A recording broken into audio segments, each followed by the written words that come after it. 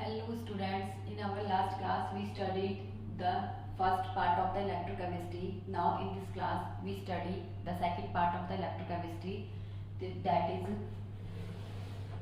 electrochemical changes. That second part is electrochemical change. What are electrochemical changes? Electrochemical changes. What are electrochemical changes? Electrochemical changes का मतलब क्या है? Electrochemical changes in which electrical energy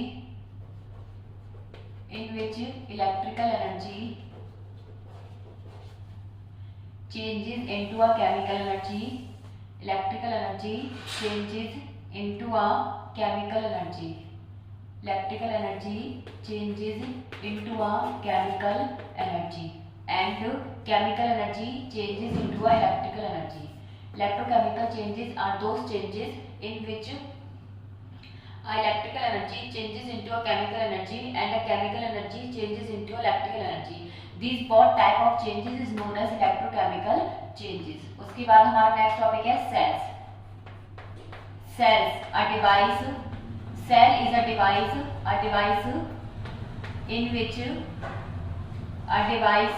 in which these electrochemical changes occur. A device in which these electrochemical changes occur.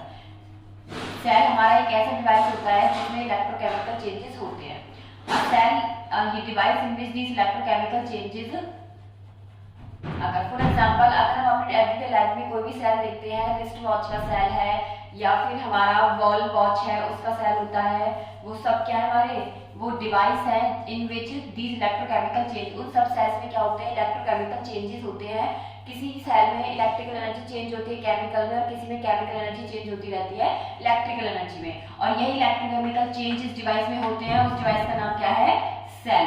अब cell हमारे two types के हैं. Types of cell. Type of cell हमारे two types के cells हैं. First है हमारा galvanic cell. To types के हमारे सेल हैं. एक तो होता है हमारा गैल्वेनिक सेल, फर्स्ट टाइप का सेल है galvanic cell. And second cell है हमारा इलेक्ट्रोलिटिक सेल. फर्स्ट टाइप का सेल है हमारा गैल्वेनिक और सेकंड सेल है हमारा इलेक्ट्रोलिटिक सेल. हमारा फर्स्ट टॉपिक है इसमें फिर फर्स्ट टॉपिक हम पढ़ेंगे इसमें गैल्वेनिक सेल. गैल्वेनिक सेल क्या होता है? फर्स्ट सेल है हमारा गैल्वेनिक सेल. गैल्वेनिक सेल क्या होता है? देखो एक सेल, दो टाइप के सेल्स हैं, दोनों में अलग अलग रिएक्शंस होती हैं. जो गैल्वेनिक सेल है उसमें केमिकल एनर्जी चेंज होती है इलेक्ट्रिकल एनर्जी में, जबकि जो इलेक्ट्रोलिटिक सेल है उसमें इलेक्ट्रिकल एनर्जी चेंज होती है केमिकल एनर्जी में. तो galvanic cell in which chemical energy galvanic cell is a device. Galvanic cell is a cell in which a chemical energy changes into electrical energy. मतलब कि इस cell में हमारी कुछ केमिकल रिएक्शंस होंगी. इस सेल में हमारी कुछ केमिकल रिएक्शंस होंगी. उन रिएक्शन से कुछ केमिकल एनर्जी प्रोड्यूस होगी और वही केमिकल एनर्जी किसमें चेंज होगी इलेक्ट्रिकल एनर्जी में. वही एनर्जी किसमें चेंज होगी इलेक्ट्रिकल एनर्जी में. इसी सेल को हम क्या बोलेंगे galvanic cell. For example galvanic cell का एग्जांपल है discharging of phone. Galvanic cell का एग्जांपल है डिस्चार्जिंग ऑफ फोन. फोन को एक बार हम चार्ज करते हैं, उसके बाद फोन के अंदर क्या होती है बैटरी. बैटरी क्या करती है हमारे पूरे दिन चलती है. पूरे दिन बैटरी का क्या होता रहता है डिस्चार्ज. और बैटरी के अंदर है केमिकल्स. केमिकल्स क्या प्रोड्यूस करते हैं केमिकल एनर्जी. और वही केमिकल एनर्जी पूरे दिन किस में चेंज होगी इलेक्ट्रिकल एनर्जी में. और वही इलेक्ट्रिकल एनर्जी की वजह से हमारा पूरे दिन क्या चलता है फोन. फिर एक टाइम ऐसा आएगा जब फोन हमारा क्या हो जाएगा डिस्चार्ज. तो उसको क्या करना पड़ेगा चार्ज करना पड़ेगा. फिर वो कौन सी प्रोसेस हो जाती है उसकी चार्जिंग. तो फोन की जो डिस्चार्जिंग प्रोसेस है उसमें कौन सा सेल होता है गैल्वेनिक सेल. उसमें कौन सा सेल वर्क करता है गैल्वेनिक सेल. जो फोन की बैटरी होती है उसमें दोनों चेंजेस हो सकते हैं इलेक्ट्रोकेमिकल चेंजेस, दोनों इलेक्ट्रिकल भी और केमिकल भी. जब फोन को हम चार्ज करते हैं तो बाहर से इलेक्ट्रिसिटी सप्लाई करते हैं. बाहर से इलेक्ट्रिसिटी सप्लाई करेंगे तो हमने क्या दे दी उसको इलेक्ट्रिकल एनर्जी दे दी. और वो उसने क्या किया जो फोन के अंदर बैटरी थी उसके अंदर क्या प्रेजेंट थे केमिकल्स. उन केमिकल्स को क्या कर दिया एक्टिवेट कर दिया. अब पूरे दिन वो केमिकल्स क्या करेंगे केमिकल एनर्जी प्रोड्यूस करते रहेंगे. तो हमने बाहर से क्या सप्लाई की इलेक्ट्रिकल एनर्जी. वो किसमें चेंज हो गई केमिकल में. वो तो थी चार्जिंग फोन की. अब हम फोन को क्या कर लिया हमने एक बार चार्ज कर लिया, उसके बाद पूरे दिन क्या होती है उसकी डिस्चार्जिंग. तो तो उसके अंदर जो केमिकल एनर्जी बन चुकी है, जो एक्टिवेट हो गई है, वो पूरे दिन किस में चेंज होगी, इलेक्ट्रिकल एनर्जी में चेंज होगी और उसकी वजह से हमारा फोन क्या करेगा, रन करेगा। कोई भी इलेक्ट्रॉनिक डिवाइस क्या करता है, रन करता है। ठीक है, तो दोनों चेंजेस के बेस पर हमने दो टाइप के सेल अपने डिजाइन किए हैं, एक तो है गैल्वेनिक सेल और दूसरा कौन सा है, इलेक्ट्रोलिटिक सेल। गैल्वेनिक सेल जिसमें केमिकल एनर्जी चेंज होगी इलेक्ट्रिकल एनर्जी में, और जबकि हमारा इलेक्ट्रोलिटिक सेल जिसमें इलेक्ट्रिकल एनर्जी चेंज होगी केमिकल में। अब याद कैसे रखेंगे, याद रखने का तरीका, इलेक्ट्रोलिटिक स्टार्ट किससे हो रहा है, इलेक्ट्रिक से, तो ये कहां से स्टार्ट होगा, इलेक्ट्रिकल एनर्जी से। तो इलेक्ट्रिकल एनर्जी जब चेंज होगी केमिकल एनर्जी में तो वो कौन सा सेल है, इलेक्ट्रोलिटिक सेल है। और दूसरा कौन सा सेल हो जाएगा, जैसे इसका रिवर्स, गैल्वेनिक, जिसमें केमिकल एनर्जी चेंज होगी इलेक्ट्रिकल एनर्जी में। तो charging of the phones, charging of the phones, discharging of the phones, ये भी किसका एग्जांपल, इलेक्ट्रोकेमिकल चेंजेस का है। अगर चार्जिंग होगी तो चार्जिंग का मतलब इलेक्ट्रिकल एनर्जी चेंज होती है केमिकल में, अगर डिस्चार्जिंग होगी तो केमिकल एनर्जी चेंज हो जाएगी इलेक्ट्रिकल में। ठीक है, उसके बाद अब हम पढ़ेंगे working of the galvanic cell. Working of the galvanic cell, galvanic cell की वर्किंग इंपॉर्टेंट है। गैल्वेनिक सेल कैसे वर्क करता है, जब फोन की डिस्चार्जिंग होती है तो जो बैटरी है वो कैसे वर्क करती है, वो पूरे दिन कैसे इलेक्ट्रिकल एनर्जी प्रोड्यूस करती है, वो हमें पढ़ना है। हमने देखा कि हमारा कोई इलेक्ट्रॉनिक डिवाइस है, उसके अंदर क्या होती है, बैटरी होती है। ये हमारी क्या है, बैटरी है। इलेक्ट्रॉनिक डिवाइस के अंदर क्या प्रेजेंट है, बैटरी प्रेजेंट है। इस बैटरी के अंदर क्या होते हैं, केमिकल्स। इस बैटरी के अंदर क्या प्रेजेंट है, केमिकल्स। ये केमिकल्स क्या करते हैं, पूरे दिन रिएक्शन करते हैं। ये केमिकल्स क्या करेंगे, केमिकल रिएक्शन करेंगे।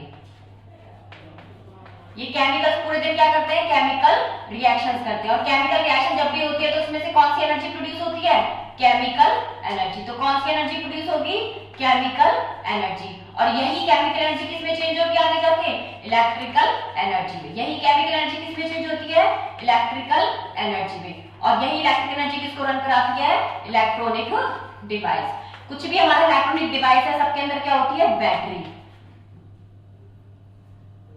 जो ये बैटरी है ये कौन सी एनर्जी सप्लाई करती है, इलेक्ट्रिकल एनर्जी सप्लाई करती है किसी भी डिवाइस को।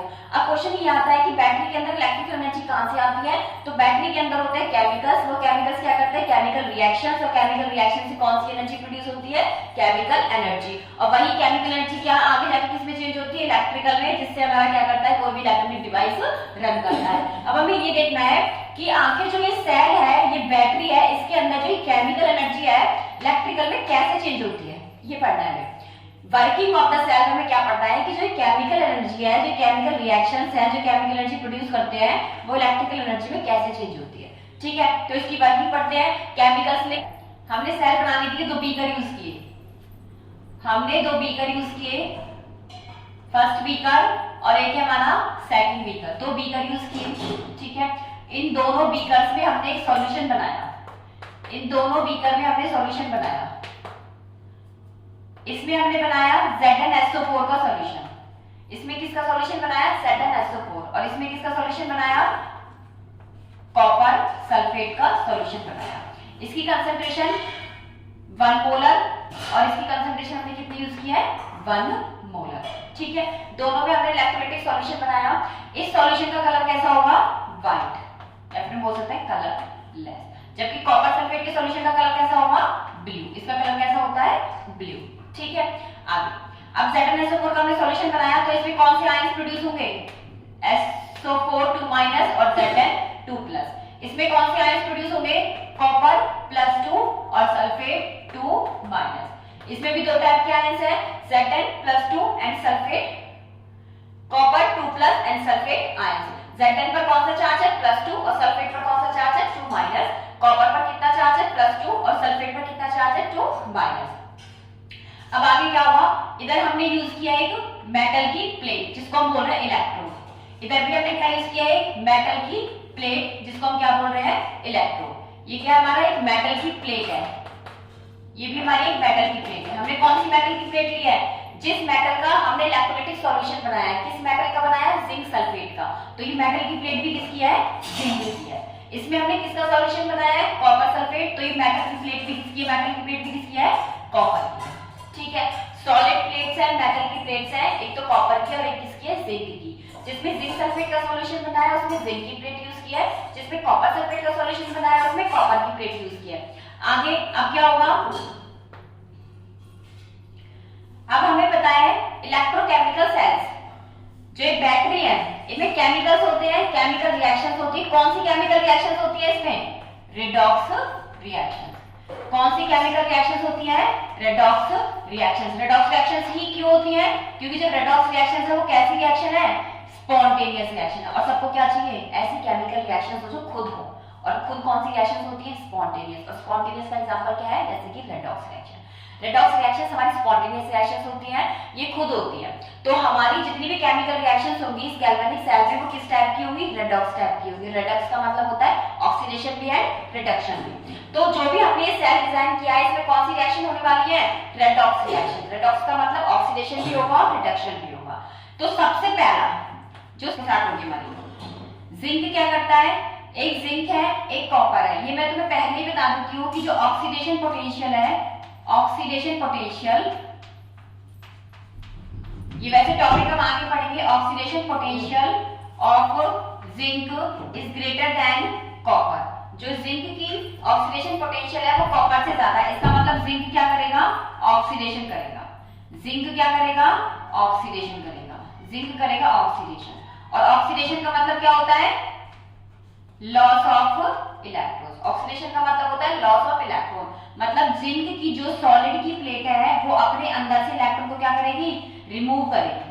अपने अंदर से क्या करेगी? रिमूव करेगी। इलेक्ट्रॉन से क्या करेगी? लॉस करेगी। अब जिंक पर सबने देखा होगा हमेशा जिंक पर कौन सा चार्ज होता है?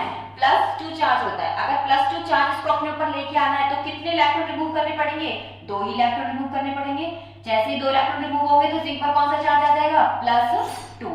जैसे ही जो जिंक की मेटल की प्लेट है वो अपने अंदर से 2 इलेक्ट्रॉन को निकाल रही है तो जो मेटल निकल रहे हैं वो तो मेटल की प्लेट पर ही जमा हो गए। ये इलेक्ट्रॉन तो प्लेट पर ही क्या हो जाते हैं? एक्यूमुलेट। इलेक्ट्रॉन तो प्लेट पर ही एक्यूमुलेट हो गए। जबकि जो आयंस बन रहे थे वो किस में आ गए? सॉल्यूशन में आ गए। पहले से ही आयंस प्रेजेंट थे सॉल्यूशन में और आयंस आने लग गए। और जो ये इलेक्ट्रॉन थे ये कहां जमा हो गए? मेटल की प्लेट पर जमा हो गए। इलेक्ट्रॉन मेटल की प्लेट पर जमा होने की वजह से जो ये पूरी प्लेट है ये कैसी हो गई नेचर में? एनायनिक हो गई। क्योंकि एनायंस पर कौन सा चार्ज होता है? नेगेटिव चार्ज होता है। तो ये पूरी मेटल की प्लेट पर किसका एक्सेस हो गया? नेगेटिव चार्ज का और एनायंस का। इसलिए इस प्लेट को हमने क्या बोल दिया? एनोड बोल दिया। क्योंकि एनायंस जमा हो गए इस प्लेट पर तो इस प्लेट को हमने क्या बोल दिया? एनोड। अब बहुत ज्यादा इलेक्ट्रॉन्स की एक्सेस हो गई तो हमें पता है जो वायर होता है उसमें भी क्या फ्लो करते हैं? जो मेटेलिक वायर है उसमें इलेक्ट्रॉन्स फ्लो करते हैं। तो हमने क्या कर दिया? इसको एक प्लेट को दूसरी प्लेट से वायर के थ्रू क्या कर दिया? कनेक्ट। और बीच में क्या लगा दिया? वोल्टमीटर। अब जो इस प्लेट पर एक्सिस में इलेक्ट्रॉन थे वो इस वायर के थ्रू कहां जाने लग गए? दूसरी तरफ। इस वायर के थ्रू कहां जाने लग गए? दूसरी तरफ। ये देखो इलेक्ट्रॉन्स यहां ट्रांसफर हो रहे हैं। ठीक है। मेटल की प्लेट पर इलेक्ट्रॉन बहुत ज्यादा एक्सेस में हो गए थे इसलिए हमने इस मेटल की प्लेट को किससे कनेक्ट कर दिया? दूसरी मेटल की प्लेट से। अब जो इलेक्ट्रॉन यहाँ बहुत ज्यादा एक्यूमुलेट हो गए थे वो इस वायर के थ्रू कहां ट्रांसफर कर रहे हैं? दूसरे चैम्बर की तरफ। अब जब इलेक्ट्रॉन यहाँ से ट्रांसफर करेंगे तो हमें पता है इस साइड हमारे पास क्या है? एक तो मेटल की प्लेट है कॉपर और दूसरे क्या है? कॉपर 2+ के आयंस। अब थर्ड देखो, थर्ड स्टेप में क्या होगा? थर्ड स्टेप देखो हमारे पास दूसरे चैम्बर में तो कॉपर है, दूसरा कॉपर 2+ है और एक क्या है हमारे पास? SO4 2- है। अब जब इलेक्ट्रॉन इस चैम्बर से इस चैम्बर में आ रहे हैं तो उनको कौन लेगा? ये कॉपर 2+ या फिर सल्फेट। जो ये इलेक्ट्रॉन आ रहे हैं इन पर कौन सा चार्ज है?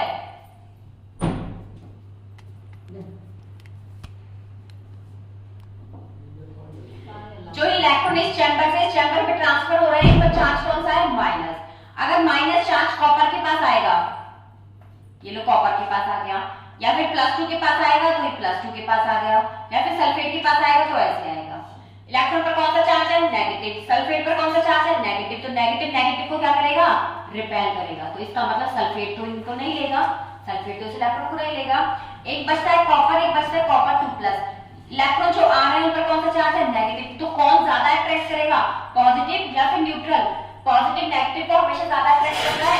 तो कॉपर और कॉपर 2+ में इलेक्ट्रॉन को कौन अट्रैक्ट करेगा? कॉपर 2+। इसका मतलब कॉपर भी इलेक्ट्रॉन को गेन नहीं करेगा। तो कौन गेन करेगा इन तीनों में से? कॉपर 2+। और इलेक्ट्रॉन को गेन करना ही क्या कहलाता है? रिडक्शन।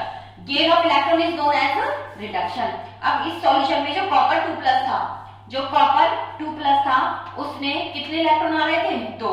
दोनों इलेक्ट्रॉन को क्या कर लिया, गेन कर लिया। अब जब दोनों इलेक्ट्रॉन को गेन करेगा तो वो किस में जाएगा, ये दो, इस पर कितना चार्ज है +2, यहाँ पर कितना है -2, कट गया तो बचा क्या, सिर्फ कॉपर सॉलिड, कॉपर सॉलिड। तो एक चीज देखो यहाँ पे, जो Zn है, जो मेटल की प्लेट थी वो Zn2+ में टूट रही थी और 2 इलेक्ट्रॉन रिमूव कर रही थी। जो 2 इलेक्ट्रॉन है वो इस चैम्बर में चले गए, जबकि जो Zn2+ है वो इसी चैम्बर में क्या हो रहा है, इलेक्ट्रोलाइटिक सॉल्यूशन बना लिया, उसमें वो सॉल्यूशन में आ गया। जो 2 इलेक्ट्रॉन है उनको किसने गेन कर लिया, Copper2+। Copper2+ यहाँ पे प्रेजेंट था, वो यहाँ से आने वाले 2 इलेक्ट्रॉन को गेन करेगा और किसमें चेंज हो जाएगा, कॉपर में चेंज हो जाएगा, यहाँ डिपोजिट होकर रहेगा वो, ठीक है। और किसमें चेंज हो गया, कॉपर सॉलिड में। तो देखो यहाँ से इलेक्ट्रॉन निकल के किसमें जा रहे हैं, कॉपर की साइड जा रहे हैं। जो Zn था वो टूट के Zn2+ में सॉल्यूशन में आ रहा है, टूट के वो किसमें आ रहा है, Zn2+ में, जबकि कॉपर यहाँ से रिएक्शन करके किसमें जा रहा है, कॉपर की मेटल प्लेट में बन रहा है। तो जैसे ही रिएक्शन प्रोसीड होगी तो टाइम के साथ जो जिंक की प्लेट होगी, टाइम के साथ जो जिंक की प्लेट होगी वो कैसी हो जाएगी, थिन हो जाएगी। जिंक की प्लेट कैसी हो जाएगी, थिन, क्योंकि सारा जिंक टूट के किस पे आ रहा है, सॉल्यूशन में। जबकि जो कॉपर की प्लेट है वो कैसी हो जाएगी, थिक हो जाएगी, क्योंकि सॉल्यूशन के कॉपर के आयंस है वो किस में जा रहे हैं, डिपोजिट हो रहे हैं किस पर, कॉपर पर। तो टाइम के साथ जो जिंक की प्लेट है वो थिन हो जाएगी और जो कॉपर की प्लेट है वो कैसी हो जाएगी, थिक हो जाएगी, ठीक है। इलेक्ट्रॉन्स वायर्स के थ्रू एक चैम्बर में से दूसरे चैम्बर में क्या कर रहे हैं, ट्रैवल कर रहे हैं। तो हमें पता है जब भी वायर में इलेक्ट्रॉन का फ्लो होता है तो उसी से क्या प्रोड्यूस होता है, करंट, उसी से क्या प्रोड्यूस हो जाएगा, करंट, और कुछ ना कुछ वोल्टेज की रीडिंग आएगी। मान लो वोल्टेज की रीडिंग आ गई 1.1 वोल्ट, किसकी वजह से आई है, इन जिंक और कॉपर की रिएक्शंस की वजह से। तो देखो रिएक्शन हुई इधर कौन सी, ऑक्सीडेशन, इस चैम्बर में कौन सी रिएक्शन हुई, रिडक्शन, दोनों को मिला के कौन सी रिएक्शन बोलेंगे, रेडॉक्स। और रेडॉक्स रिएक्शन होने की वजह से हमारा क्या फ्लो हो रहा है, करंट। वोल्टेज की रीडिंग आ गई, वोल्टेज डिफरेंस यहाँ पे क्रिएट होता है, उसका मतलब वहां पे क्या प्रोड्यूस होगा, करंट प्रोड्यूस होगा, करंट प्रोड्यूस हो गया। अब एक बात आती है कि क्या हर पार्टिकुलर टाइम पर ये रिएक्शन चलती रहेगी, क्या इतनी ही वोल्टेज शो करता रहेगा, क्या इसकी वोल्टेज कभी ड्रॉप नहीं होगी, क्या ये मैक्सिमम इतनी ही वोल्टेज दिखाएगा,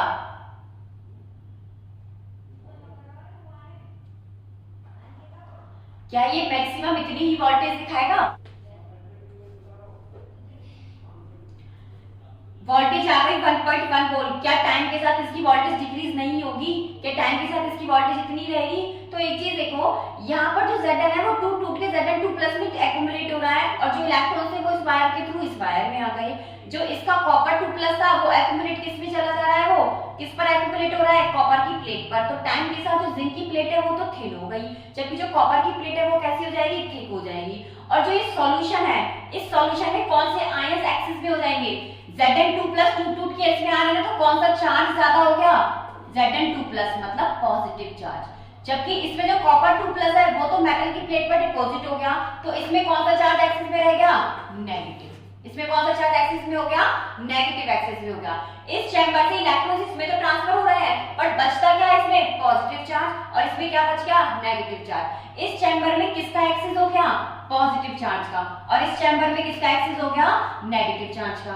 अगर देखो इस चैम्बर में पॉजिटिव चार्ज एक्सिस में हो गया और बाहर से क्या जा रहा है, नेगेटिव चार्ज, ये इस पर पॉजिटिव चार्ज है, तो क्या ये इस नेगेटिव चार्ज को अट्रैक्ट नहीं करेगा अपनी साइड, तो इस नेगेटिव चार्ज को क्या करेगा, अट्रैक्ट करेगा। तो अब इलेक्ट्रॉन्स को ये फ्लो नहीं होने देगा इस वायर में।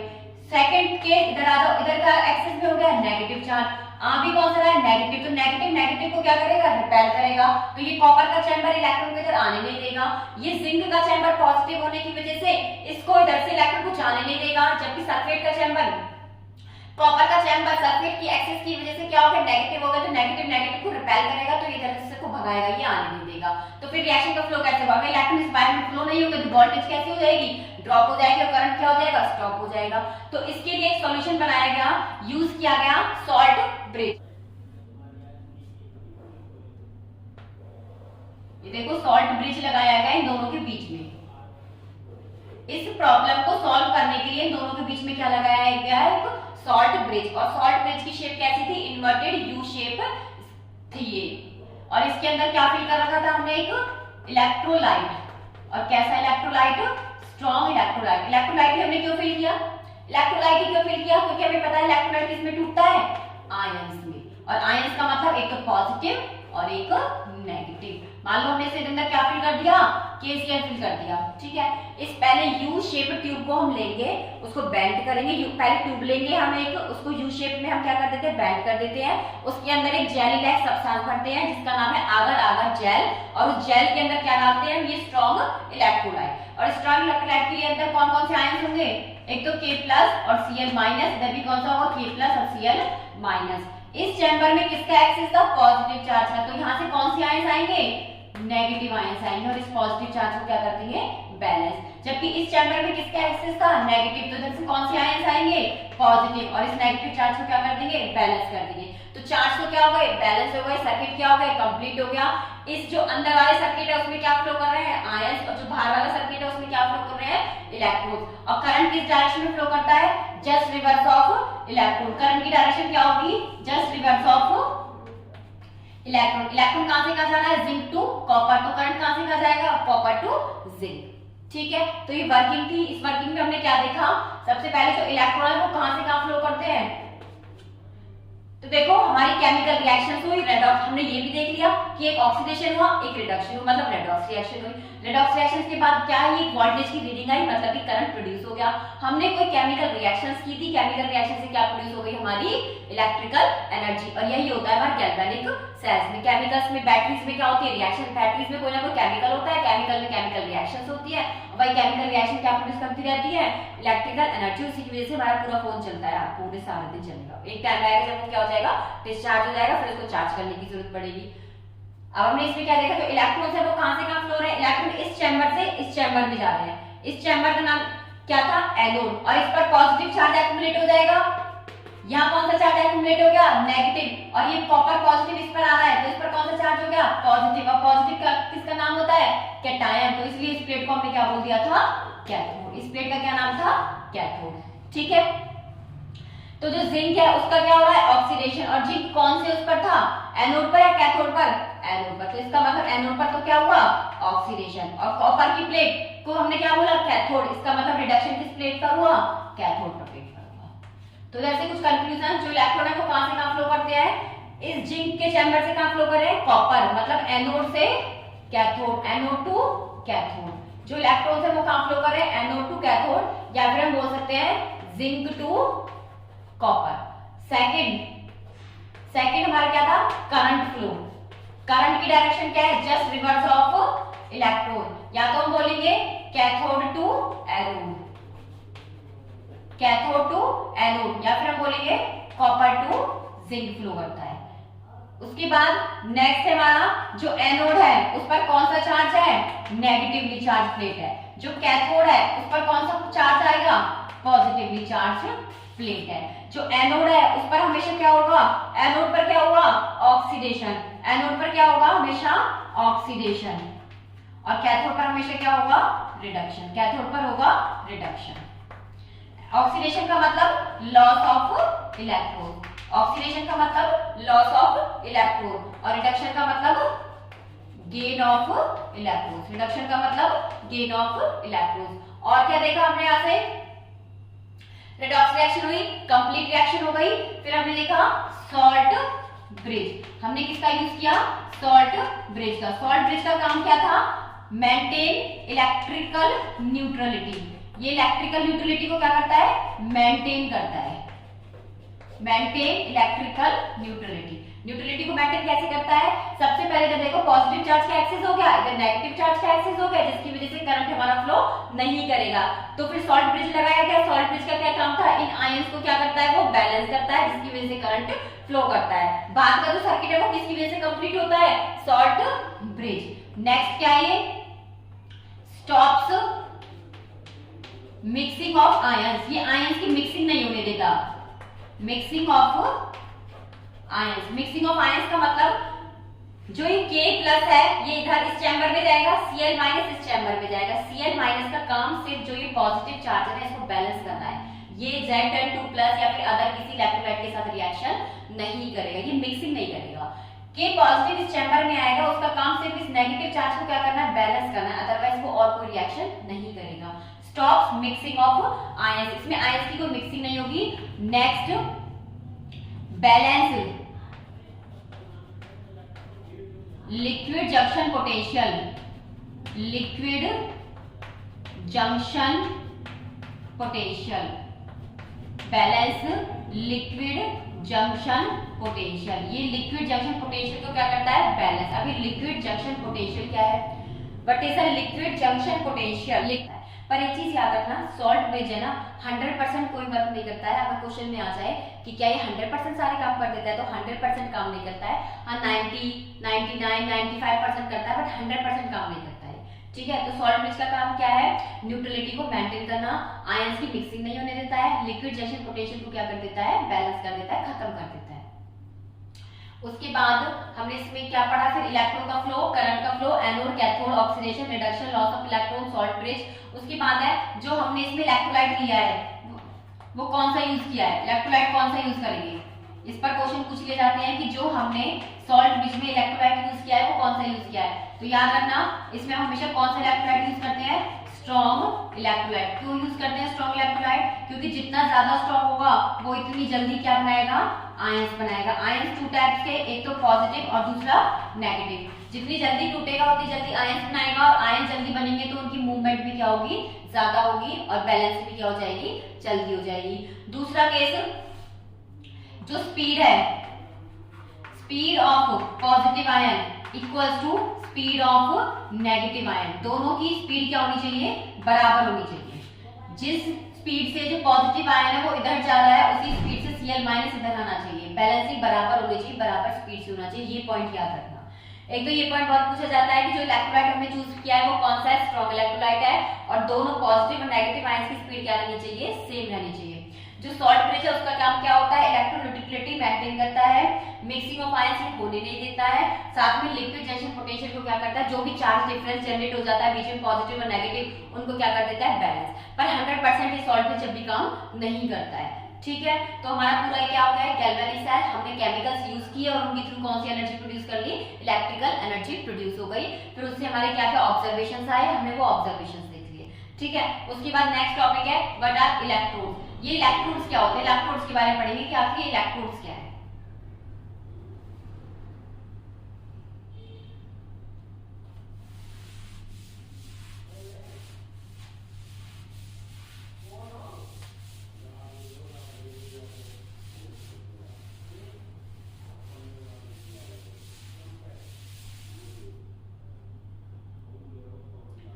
अब सॉल्ट ब्रिज हो गया, सब कुछ हो गया, अब हम पढ़ेंगे इलेक्ट्रोड्स। नेक्स्ट टॉपिक है हमारा इलेक्ट्रोड्स। ये इलेक्ट्रोड्स क्या होते हैं आखिर, ये मेटल की प्लेट्स होती है। Electrodes are the metal plates, metal की जो प्लेट्स होती है ना उनको हम इलेक्ट्रोड बोलते हैं। इलेक्ट्रोड का मतलब है, सिंपल सी अगर हम डेफिनेशन बनाएं तो एक चैम्बर में हमने क्या किया था, लेफ्ट हैंड साइड पर हमने क्या किया था, एक सॉल्यूशन बनाया था, ZnSO4 का इलेक्ट्रोलाइटिक सॉल्यूशन बनाया था 1 मोलर का। ठीक है, उसमें एक मेटल की प्लेट यूज की थी और उस मेटल की प्लेट पर एक वायर कनेक्ट कर दिया था दूसरे चैम्बर से। ठीक है, और यहाँ पे क्या था, आयंस थे, इलेक्ट्रोलाइटिक सॉल्यूशन था। यहाँ पे क्या बना रखा है हमने, इलेक्ट्रोलाइटिक सॉल्यूशन, इलेक्ट्रोलाइट यूज कर रखा है ZnSO4, और इसी सॉल्यूशन को हमने क्या बोल दिया, इलेक्ट्रोलाइटिक सॉल्यूशन।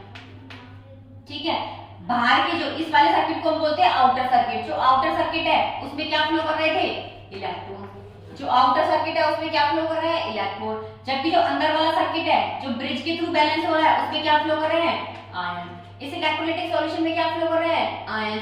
जो आउटर सर्किट है उसमें क्या फ्लो कर रहे हैं, इलेक्ट्रॉन। और जो इलेक्ट्रोड है इसका काम क्या है, ये आउटर सर्किट को अपने अंदर वाले इनर सर्किट या फिर इलेक्ट्रोलाइटिक सॉल्यूशन से क्या कर देता है, कनेक्ट कर देता है। इलेक्ट्रोड क्या होता है, electrode is a device, electrode is a plate of metal which connects the outer circuit with the inner electrolytic solution. For example inverter की जो बैटरीज होती है, फॉर एग्जांपल इन्वर्टर की जो बैटरीज होती है उसमें क्या होता है, देखो ये मान लो इन्वर्टर की बैटरी है। फॉर एग्जांपल इन्वर्टर की बैटरी में क्या होता है, ये इन्वर्टर है, इन्वर्टर की बैटरी है। ठीक है, उसमें यहाँ पे वायरिंग होती है और यहाँ पे एक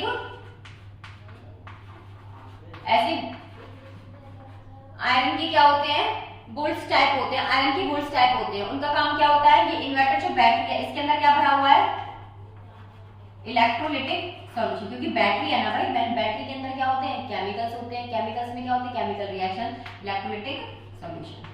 कोई ना कोई केमिकल्स होगा, जैसे कि इसमें क्या था, ZnSO4 केमिकल था, उसका इलेक्ट्रोलाइटिक सॉल्यूशन बना दिया। ऐसे इसमें भी क्या होती है, केमिकल्स होते हैं, उनका क्या बन गया, केमिकल सॉल्यूशन बन गया, इलेक्ट्रोलाइटिक सॉल्यूशन बन गया।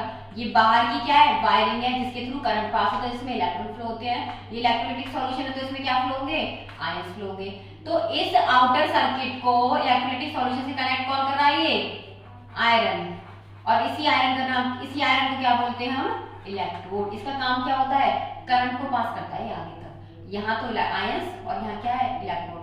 जो इलेक्ट्रॉनिक सर्किट है और जो आयनिक सर्किट है, उन दोनों को कनेक्ट करने का काम कौन करता है, इलेक्ट्रोड। जो हमारी इन्वर्टर की बैटरी ऐसी होती है, बाहर का वायर होता है, अंदर इसके अंदर कोई सॉल्यूशन भरा हुआ है, सॉल्यूशन को बोलते हैं इलेक्ट्रोलाइटिक सॉल्यूशन, जिसमें कोई ना कोई केमिकल रिएक्शन होती रहती है।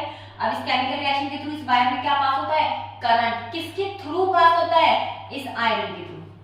जो ये आयरन का डिवाइस लगा हुआ है, और इस डिवाइस को हम क्या बोल रहे हैं, इलेक्ट्रोड, क्योंकि मेटल का, ये किसका होता है, आयरन का। सबने देखा होगा कि जो इन्वर्टर का वायर है वो इस बैटरी के साथ कैसे कनेक्ट होता है, आयरन के थ्रू कनेक्ट होता है। इस आयरन की प्लेट को हम क्या बोलते हैं, इलेक्ट्रोड्स बोलते हैं। डायरेक्ट क्या डायरेक्ट वायर को हम इस सॉल्यूशन में ऐड कर देते हैं, नहीं, डायरेक्ट वायर नहीं होती, किसके थ्रू होती है, इस आयरन के थ्रू होती है। ये सोर्स है। तो जो इलेक्ट्रोड होती है, जो इलेक्ट्रोड मेटल की प्लेट है, वो किस किस को कनेक्ट करती है, इलेक्ट्रॉनिक सर्किट, बाहर वाले इलेक्ट्रॉनिक सर्किट को, और एक अंदर वाले इलेक्ट्रोलाइटिक सॉल्यूशन को। तो इलेक्ट्रोड की क्या डेफिनेशन है, connects outer circuit with inner circuit. और ये तुमको पता होना चाहिए कि आउटर सर्किट क्या है। आउटर सर्किट का मतलब होता है इलेक्ट्रॉनिक वायर, और इनर सर्किट का मतलब क्या है, इलेक्ट्रोलाइटिक सॉल्यूशन। ठीक है। अब इलेक्ट्रोड्स के टाइप्स, जो इलेक्ट्रोड्स हैं वो हमारे 2 टाइप्स के हैं। हमने अभी देखा था 2 चैम्बर बनाए थे, दोनों चैम्बर में अलग अलग मेटल की प्लेट यूज की थी। एक चैम्बर में हमने यूज की थी मेटल की प्लेट, जिसको हम बोल रहे थे एनोड, और दूसरे चैम्बर में जो मेटल की प्लेट यूज की थी उसको हमने बोला कैथोड। एक जो चैम्बर था उसमें जो मेटल की प्लेट थी उसको बोला एनोड, और दूसरे चैम्बर में जो मेटल की प्लेट थी उसको क्या बोला, कैथोड। जो एनोड है, जो ये वाला इलेक्ट्रोड है, उस पर हमेशा क्या होता है, ऑक्सीडेशन, और जो ये कैथोड है उस पर हमेशा क्या होता है, रिडक्शन। ये याद रखना इलेक्ट्रोड्स के बारे में।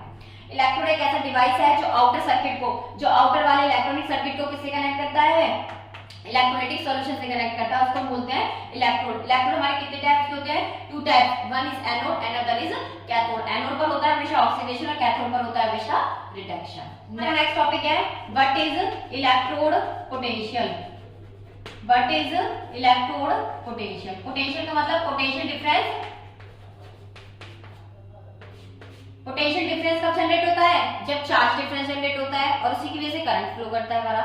पोटेंशियल डिफरेंस कब जनरेट करता है, जब चार्ज डिफरेंस होता है। तो देखो हमने अभी बनाया था अपना एक चैम्बर, हमने फर्स्ट चैम्बर बनाया, इसमें हमने कोई सॉल्यूशन फिल कर दिया, इलेक्ट्रोलाइटिक सॉल्यूशन ZnSO4 1 मोलर, और इसमें हमने क्या यूज किया, एक इलेक्ट्रोड यूज किया। ठीक है, हमने क्या यूज किया, इस पर इलेक्ट्रोड यूज किया, और यहाँ पे इसको किससे कनेक्ट कर दिया गया, दूसरे चैम्बर से किसके थ्रू कनेक्ट किया, एक वायर, और बीच में क्या लगा दिया, वोल्टमीटर। और ये मेटल की प्लेट हमने किसकी यूज की थी, जिंक, जिसको हम क्या बोल रहे हैं, इलेक्ट्रोड। जब हम पढ़ गया, ये मेटल की प्लेट क्या है, इलेक्ट्रोड है। अब हमें बात करनी है इलेक्ट्रोड पोटेंशियल क्या है। मैंने तुम्हें बताया कि जो जिंक है उसकी ऑक्सीडेशन पोटेंशियल बहुत ज्यादा होती है, मतलब वो बहुत जल्दी ऑक्सीडेशन करता है। इतने याद रखो, जो जिंक होता है वो बहुत जल्दी ऑक्सीडेशन करता है। जब जिंक ऑक्सीडेशन करेगा, ऑक्सीडेशन का मतलब लॉस ऑफ इलेक्ट्रॉन। जब 2 इलेक्ट्रॉन को ये निकालेगा, उनका लॉस करेगा, तो कितना चार्ज बन जाएगा इस पर, +2। फिर मैंने तुम्हें बताया कि जो आयंस होते हैं ये तो आ जाते हैं सॉल्यूशन में, क्योंकि आयंस तो हमेशा किस में रहते हैं, सॉल्यूशन में। जबकि जो इलेक्ट्रॉन है वो किस पर एक्यूमुलेट हो जाएंगे, मेटल की प्लेट पर। ये इलेक्ट्रॉन सॉल्यूशन में नहीं आएंगे, ये किस पर एक्यूमुलेट हो जाएंगे, मेटल की प्लेट पर। अब एक साइड तो नेगेटिव चार्ज एक्यूमुलेट हो गया, तो नेगेटिव चार्ज है तो जो इधर से पॉजिटिव चार्ज है, एक साइड पर क्या एक्यूमुलेट हो गया, पॉजिटिव, क्योंकि अट्रैक्शन हुआ। और क्या जनरेट हो गया, देखो एक डबल लेयर जनरेट हो गई है, चार्ज डिफरेंस जनरेट हो गया। क्या जनरेट हो गया, चार्ज डिफरेंस। क्या जनरेट हो गया है, charge difference, a layer of charge difference, layer of charge difference. और इसी चार्ज डिफरेंस की वजह से क्या जनरेट हुआ, पोटेंशियल डिफरेंस, पोटेंशियल डिफरेंस। और इसी पोटेंशियल डिफरेंस को हम क्या बोलते हैं, इलेक्ट्रोड पोटेंशियल। इसी को हम क्या बोलते हैं, इलेक्ट्रोड पोटेंशियल। जब जिंक ऑक्सीडेशन करता है तो 2 इलेक्ट्रॉन को रिलीज करता है और उसके ऊपर कौन सा चार्ज आ जाता है, +2 चार्ज आ जाता है। जो +2 चार्ज है वो तो सॉल्यूशन में चले जाते हैं, जबकि जो नेगेटिव चार्ज है ये इलेक्ट्रॉन्स है ये किस पे एक्यूमुलेट हो जाएंगे, मेटल की प्लेट पर एक्यूमुलेट हो जाते हैं। अब जैसे ही मेटल की प्लेट पर एक्यूमुलेट हो गए तो इन पर कौन सा चार्ज है, नेगेटिव, तो इसकी साइड में कौन सा चार्ज एक्यूमुलेट हो गया, ड्यू टू अट्रैक्शन पॉजिटिव। तो एक चार्ज डिफरेंस जनरेट हो गया, one double layer of the charge difference, और इसी चार्ज डिफरेंस की वजह से क्या जनरेट हुआ, पोटेंशियल डिफरेंस, और पोटेंशियल डिफरेंस को हम क्या बोलते हैं, इलेक्ट्रोड पोटेंशियल। तो electrode potential is defined as a potential difference generated due to the charge difference across a electrode. Electrode की तरफ चार्ज डिफरेंस जनरेट होने की वजह से जो पोटेंशियल डिफरेंस क्रिएट होता है उसको हम क्या बोलते हैं, इलेक्ट्रोड पोटेंशियल। उसको हम क्या बोलेंगे, इलेक्ट्रोड पोटेंशियल। ठीक है, इलेक्ट्रोड पोटेंशियल हमारे कितने टाइप की होती है, जितने टाइप के इलेक्ट्रोड होते हैं। तो इलेक्ट्रोड पोटेंशियल कितने टाइप की होगी, इलेक्ट्रोड पोटेंशियल 2 टाइप्स की होती है, एक तो एनोड पोटेंशियल, एक तो एनोड पोटेंशियल और दूसरी कैथोड पोटेंशियल। एक तो एनोड पोटेंशियल और दूसरी हमारी जनरेट होती है cathode potential. One is anode potential and other is cathode potential. Anode पर हमेशा क्या होता है, ऑक्सीडेशन, एनोड पर हमेशा क्या होता है, ऑक्सीडेशन। तो इस पोटेंशियल को हम क्या बोल सकते हैं, ऑक्सीडेशन पोटेंशियल, और इस पोटेंशियल को क्या बोल सकते हैं हम, रिडक्शन पोटेंशियल, क्योंकि कैथोड पर हमेशा क्या होता है, रिडक्शन, तो ये रिडक्शन पोटेंशियल और ये ऑक्सीडेशन पोटेंशियल। ठीक है, तो इलेक्ट्रोड पोटेंशियल। अब हमारी बात आती है पोटेंशियल, उसको कैसे रिप्रेजेंट किया जाता है, इलेक्ट्रोड पोटेंशियल को रिप्रेजेंट कैसे किया जाता है, इलेक्ट्रोड पोटेंशियल, इलेक्ट्रोड पोटेंशियल को रिप्रेजेंट किया जाता है ई सेल से। किससे रिप्रेजेंट किया जाता है, ई सेल। ई सेल का मतलब सी सेल किससे बनता है, एनोड प्लस कैथोड दोनों से बनता है। तो ई सेल का मतलब एनोड प्लस कैथोड दोनों हो जाएगा, एनोड प्लस कैथोड। ठीक है, एनोड प्लस कैथोड किससे रिप्रेजेंट किया गया, ई से। अगर एनोड होगा तो ई एनोड, कैथोड होगा तो ई कैथोड, और सेल होगा तो सिंपल सेल है। ठीक है, अब रिप्रेजेंट करने का तरीका, किसी भी गैल्वेनिक सेल की रिप्रेजेंटेशन कैसे की जाती है। अगर हमने कोई सेल बनाया है तो उसकी रिप्रेजेंटेशन कैसे करेंगे, हर बार बीकर को यूज नहीं करेंगे, हर बार बीकर बनाया, सॉल्यूशन लिया, डबल लेयर जनरेट हुई, उसके बाद उसकी पोटेंशियल कैलकुलेट करेंगे, नहीं। तो हमें क्या करना पड़ेगा, रिप्रेजेंटेशन का सिंपल सा सिंबॉलिक फॉर्म करना पड़ेगा, जिससे हम बार बार सेल्स को क्या कर सके, डिजाइन कर सके। तो देखो, सबसे पहले हम यूज करते हैं बीच में सॉल्ट ब्रिज। रिप्रेजेंटेशन का तरीका क्या है, हमने यूज किया सबसे पहले सॉल्ट ब्रिज। सॉल्ट ब्रिज के लिए क्या करते हैं, पैरेलल लाइंस, 2 पैरेलल लाइंस। उसके बाद उसके साइड में लिखते हैं आयंस। आयंस किसकी, आयंस कैथोड की, एनोड की। तो याद रखना, जो लेफ्ट हैंड साइड पर है वो एनोड डिपार्टमेंट है, वो कौन सा डिपार्टमेंट है, एनोड। और जो राइट हैंड साइड पर है वो कौन सा डिपार्टमेंट है, कैथोड डिपार्टमेंट है। जो लेफ्ट हैंड साइड पर है वो कौन सा डिपार्टमेंट है, एनोड, और जो राइट हैंड साइड पर है वो कौन सा है, कैथोड। यहाँ पे किसकी आयंस, एनोड की, यहाँ पे किसकी आयंस, कैथोड की। फिर उसके बाद हमने क्या यूज किया, एक सिंगल लाइन। फिर क्या यूज करेंगे, एक सिंगल लाइन। अगर कोई लिक्विड का सॉल्यूशन है तो यहाँ पे लिक्विड का सॉल्यूशन लिखेंगे,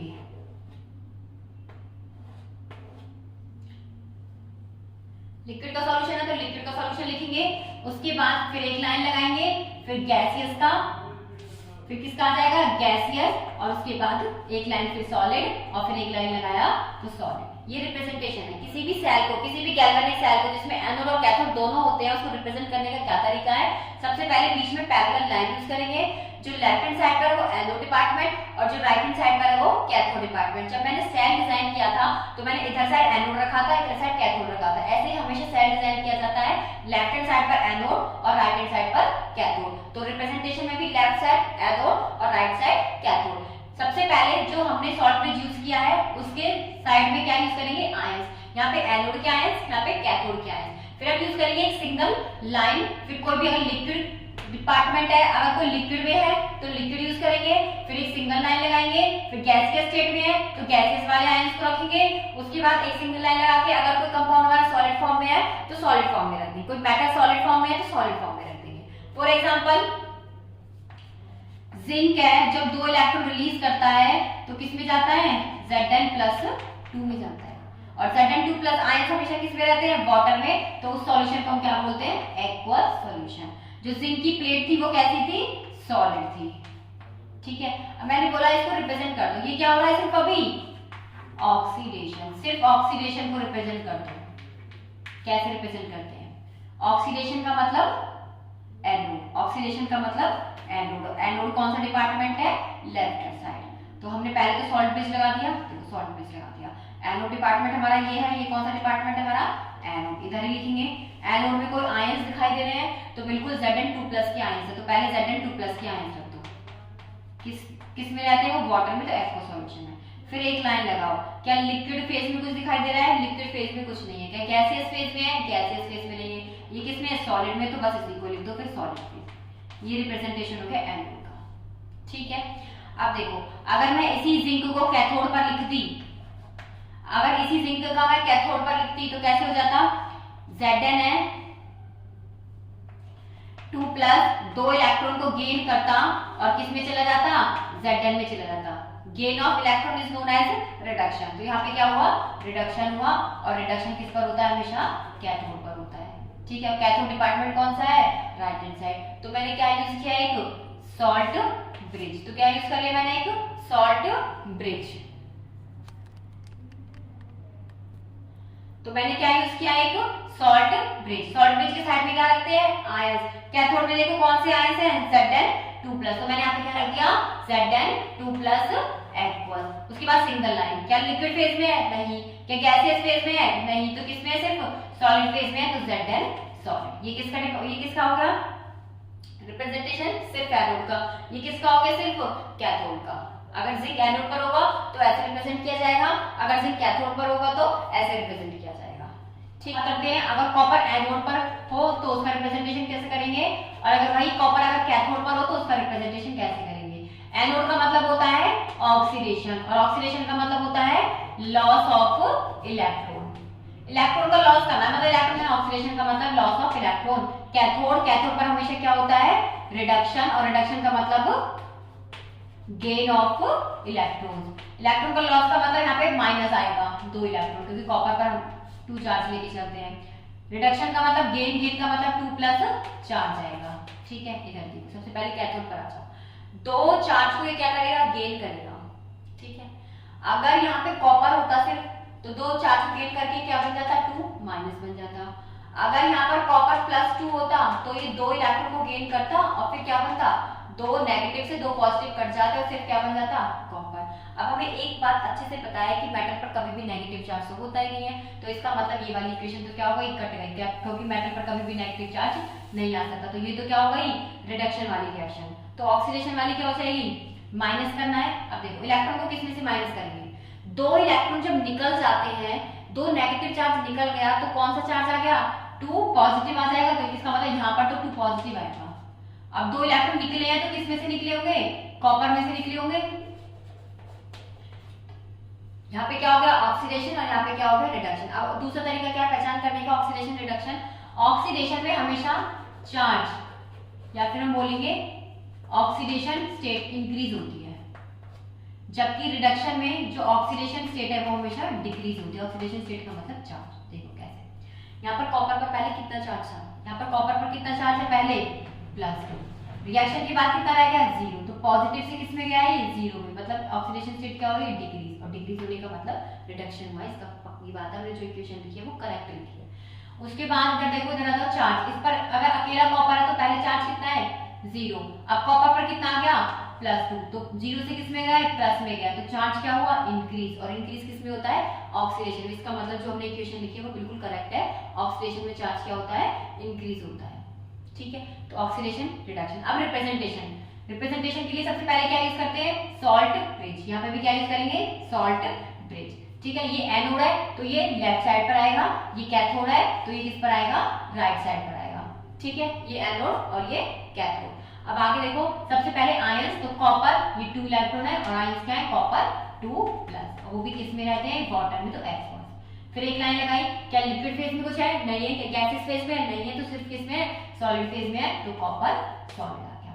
इधर देखो, अब कैथोड के लिए सबसे पहले आयंस। तो कौन सी आयंस दिखाई दे रहे हैं? इसमें भी कॉपर 2+ एक्वस। लिक्विड में कुछ नहीं है, गैसेस कुछ नहीं है, तो किसमें बचता फिर? सॉलिड फेज में। तो ये किसके लिए? Cathodic department. और ये कौन सा है? Anodic department.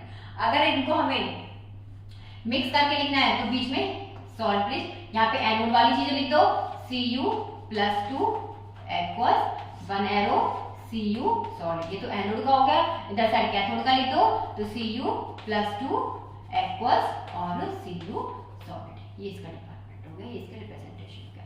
ये कंप्लीट सेल का रिप्रेजेंटेशन है, ये हाफ सेल का है। हाफ का मतलब या तो एनोड या फिर हमने रिप्रेजेंटेशन सीख लिया है, हमने रिएक्शन की, रिएक्शन से रिप्रेजेंटेशन की। अब मान लो हमें कोई रिप्रेजेंट करके दे दिया गया सेल, बीच में सॉल्ट ब्रिज, यहाँ पर कॉपर+2 एक्वस, यहाँ पे कॉपर सॉलिड दे दिया गया, यहाँ पे Ag+ एक्वस और यहाँ पे है Ag। ये कोई सेल दे दिया गया है, ठीक है। अब हमसे बोला कि इसकी एनोड और कैथोड की रिएक्शन हमें कंप्लीट करके बता दो। तो देखो इतना तो हम जानते हैं, ये तो सॉल्ट ब्रिज होता है, सॉल्ट ब्रिज के लेफ्ट साइड में एनोड होता है और सॉल्ट ब्रिज के राइट साइड में कैथोड होता है। सॉल्ट ब्रिज के लेफ्ट साइड में एनोड और राइट साइड में कैथोड। इसका मतलब कॉपर वाली जो स्पीसीज है वो किस में जाएगी, एनोड डिपार्टमेंट में, और जो सिल्वर है वो किस में जाएगा, कैथोड में। तो हमने दोनों डिपार्टमेंट लिख लिए, एक तो एनोड और दूसरा कौन सा है, कैथोड। अब इतना हम जानते हैं कि एनोड पर हमेशा क्या होता है, ऑक्सीडेशन। इतना हम जानते हैं एनोड पर हमेशा क्या होता है, ऑक्सीडेशन। और ऑक्सीडेशन का मतलब होता है लॉस ऑफ इलेक्ट्रॉन। इलेक्ट्रॉन का लॉस मतलब 2 इलेक्ट्रॉन क्या निकलेंगे यहाँ से, क्योंकि कॉपर में कितना चार्ज है, 2 है ना, तो 2 ही इलेक्ट्रॉन निकलेंगे। कैथोड पर कौन सा जाएगा, कैथोड पर हमेशा क्या होता है, हम जानते हैं रिडक्शन। ये याद रखना हमेशा के लिए है, कैथोड पर क्या होता है, रिडक्शन। और रिडक्शन का मतलब है गेन ऑफ इलेक्ट्रॉन। कितने इलेक्ट्रॉन गेन करेगा, 2 या 1। सिल्वर पर कितना चार्ज है, +1, तो कितने इलेक्ट्रॉन को गेन करेगा, सिर्फ 1 इलेक्ट्रॉन को गेन करेगा, +1 इलेक्ट्रॉन, ठीक है। चलिए एरो यहाँ पे क्या लगाते हैं, एरो। 2 इलेक्ट्रॉन को रिमूव कर रहा है, ये 1 इलेक्ट्रॉन को क्या कर रहा है, गेन कर रहा है। यहाँ पे कौन आएगा, सिल्वर। यहाँ पे कौन आएगा, सिल्वर, और यहाँ पे कौन आएगा हमारा, कॉपर, ठीक है। अब सिल्वर के पास में 2 चीजें दिखाई दे रही है, एक तो सिंपल सिल्वर है और एक सिंपल क्या है, सिल्वर Ag+ है। कौन इलेक्ट्रॉन को गेन करेगा, इलेक्ट्रॉन पर कौन सा चार्ज है, नेगेटिव। नेगेटिव किसको ज्यादा अट्रैक्ट करेगा, पॉजिटिव को। तो पॉजिटिव किसके पास है, Ag+ के पास है। इसका मतलब Ag+ इधर आएगा। अब 1+ से 1- कट गया तो बचा क्या, सिर्फ Ag। या फिर ऐसे ध्यान रखो, Ag+ को यहाँ आ गया तो जो बचा Ag है वो यहाँ आ गया, ठीक है। उसके बाद इधर देखो, इसमें क्या है, कॉपर और कॉपर+2। 2 इलेक्ट्रॉन को रिमूव कौन करेगा, नेगेटिव चार्ज को निकालेगा कौन, जिसके पास पहले से नेगेटिव चार्ज ज्यादा हो। इधर देखो, इसके पास तो कौन सा चार्ज है, पॉजिटिव। मतलब ये तो पहले से 2 इलेक्ट्रॉन को निकाल के बैठा है, इसने तो नेगेटिव चार्ज अपना निकाल दिया। अब इसके पास निकालने के लिए नहीं है नेगेटिव चार्ज। पॉजिटिव चार्ज कब आता है, जब नेगेटिव चार्ज निकल जाता है। अब इस पर पॉजिटिव चार्ज आ गया, मतलब इसने अपने इलेक्ट्रॉन को निकाल दिया। अब इसके पास और टेंडेंसी नहीं है इलेक्ट्रॉन रिमूव करने की, तो कौन निकालेगा, कॉपर। इसका मतलब कॉपर निकालेगा इलेक्ट्रॉन। तो ये कॉपर तो यहाँ गया, बचा क्या, कॉपर+2। और वो हमेशा किसमें होते हैं, एक्वस सॉल्यूशन में होते हैं, ठीक है। वो हमेशा किसमें होते हैं, एक्वस सॉल्यूशन में होते हैं। तो ये ऑक्सीडेशन की रिएक्शन हो गई, ये रिडक्शन की रिएक्शन हो गई। ओवरऑल सेल तुम्हारा ये बन गया। ऐसे ऑक्सीडेशन और रिडक्शन तुम डिटरमाइन कर सकते हो कि किसका ऑक्सीडेशन हुआ है और किसका रिडक्शन हुआ है। ये हाफ सेल किसकी है, कैथोड की है, और ये हाफ किसकी है, एनोड की है। इन दोनों को कंबाइन करके क्या बनाई गई है, पूरी सेल बनाई गई है। अगर रिएक्शन दे रखी है तो तुम सेल रिप्रेजेंट कर सकते हो। अगर सेल का रिप्रेजेंटेशन दे रखा है तो तुम एनोड और कैथोड दोनों के अलग से रिएक्शन लिख सकते हो कि किसका रिडक्शन हुआ है और किसका ऑक्सीडेशन। नेक्स्ट टॉपिक है हमारा standard electrode potential. Next topic है हमारा स्टैंडर्ड इलेक्ट्रोड पोटेंशियल, ठीक है। नेक्स्ट टॉपिक है स्टैंडर्ड इलेक्ट्रोड पोटेंशियल।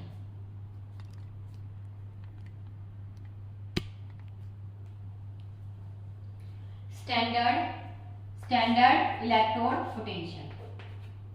स्टैंडर्ड का मतलब क्या है, जब टेम्परेचर क्या होगा ना 298 केल्विन, प्रेशर को हम फिक्स कर लें, प्रेशर कितना हो 1 atm, और कंसंट्रेशन को फिक्स कर लिया कि कंसंट्रेशन कितनी है 1 मोलर।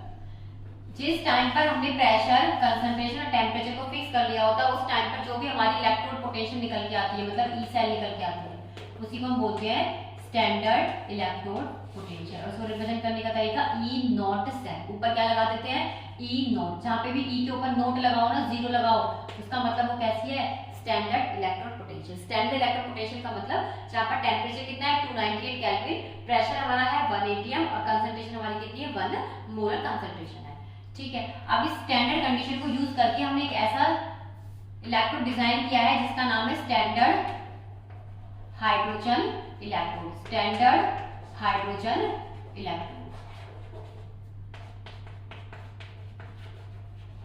Standard hydrogen electrode. मतलब सिंपल सी बात है, अब जो ये इलेक्ट्रोड है वो किसका होगा, हाइड्रोजन का होगा। तो देखो कैसे डिजाइन किया गया इसको, सबसे पहले एक चैम्बर लिया गया है, एक बीकर।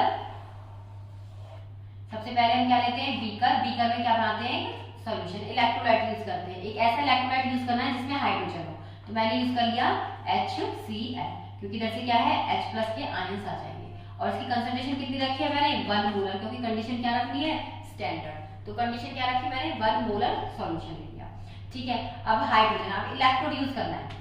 अब इलेक्ट्रोड मैं यूज करती हूँ जिस मेटल का सॉल्ट होता है उसी का इलेक्ट्रोड होता है। पर मैंने अभी बताया था थोड़ी देर पहले ही, जो इलेक्ट्रोड है वो क्या है, मेटल की प्लेट है। और मेटल की प्लेट किस फॉर्म में होती है, सॉलिड फॉर्म में होती है मेटल की प्लेट। और मेटल की प्लेट किस फॉर्म में होती है, सॉलिड। पर मैं यहाँ बात कर रही हूँ कि मुझे एक ऐसा इलेक्ट्रोड यूज करना है जिसमें हाइड्रोजन हो। तो हाइड्रोजन तो गैस की फॉर्म में होती है। तो हमने क्या यूज किया, यहाँ पे एक प्लैटिनम वायर यूज किया और यहाँ पे नीचे लगा दिया उसके चिप। प्लैटिनम वायर के नीचे लगा दिया चिप। ठीक है, और जो ये प्लैटिनम वायर है उस पर हमने लगाई एक ग्लास ट्यूब। हमने ऐसे कोई ग्लास ट्यूब लगा दी और यहाँ पे लगाया हमने हाइड्रोजन को इंसर्ट करने के लिए इनलेट हाइड्रोजन गैस। और ये क्या है, हमारा प्लैटिनम का वायर है। और ये प्लैटिनम का वायर आगे दूसरे चैम्बर से कनेक्ट है।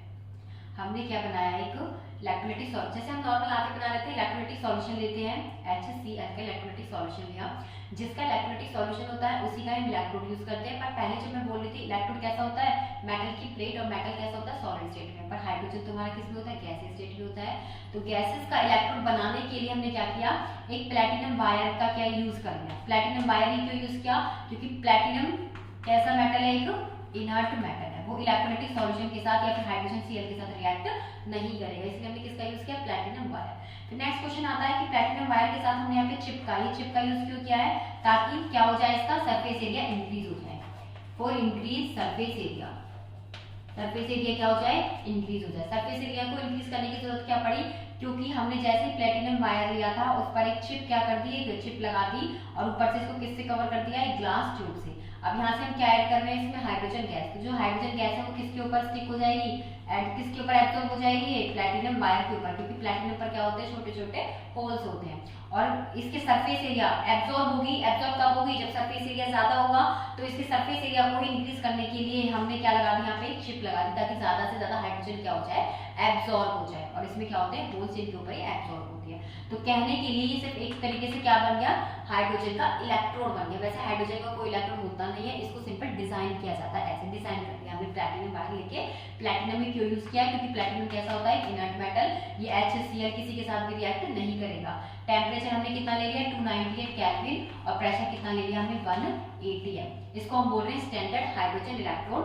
और इसको हमने स्टैंडर्ड हाइड्रोजन इलेक्ट्रोड, क्या हमने इसको क्या बोला, स्टैंडर्ड हाइड्रोजन इलेक्ट्रोड। अब स्टैंडर्ड हाइड्रोजन इलेक्ट्रोड, ये याद रखना, जो स्टैंडर्ड हाइड्रोजन इलेक्ट्रोड है, जो स्टैंडर्ड हाइड्रोजन इलेक्ट्रोड है, उसकी जो इलेक्ट्रिक पोटेंशियल है वो हमेशा क्या रहती है, 0। चाहे वो ऑक्सीडेशन करे चाहे वो रिडक्शन करे, उसकी इलेक्ट्रिक पोटेंशियल हमेशा क्या रहेगी, 0 रहेगी। अगर हम इस पे ऑक्सीडेशन पढ़े तो देखो दो ही चीज दिखाई दे रही है, एक तो H+ और दूसरा हमें किसमें दिखाई दे रहा है, H2 का। एक तो H+ के आयन है और दूसरा H2 है, और जो Cl- है ये तो बैलेंस कर लिया गया है सॉल्ट ब्रिज के थ्रू, उसको बैलेंस कर लिया जाएगा। अब एनोड की अगर रिएक्शन पड़े तो एनोड पर क्या होगा और कैथोड की रिएक्शन क्या होगी, एनोड की रिएक्शन क्या होगी और कैथोड की रिएक्शन क्या होगी। तो देखो एनोड पर हमको पता है, एनोड पर हमेशा क्या होता है, ऑक्सीडेशन। एनोड पर हमेशा क्या होता है, ऑक्सीडेशन। और कैथोड पर हमेशा क्या होगा, रिडक्शन। एनोड पर तो होगा ऑक्सीडेशन और कैथोड पर होगा रिडक्शन।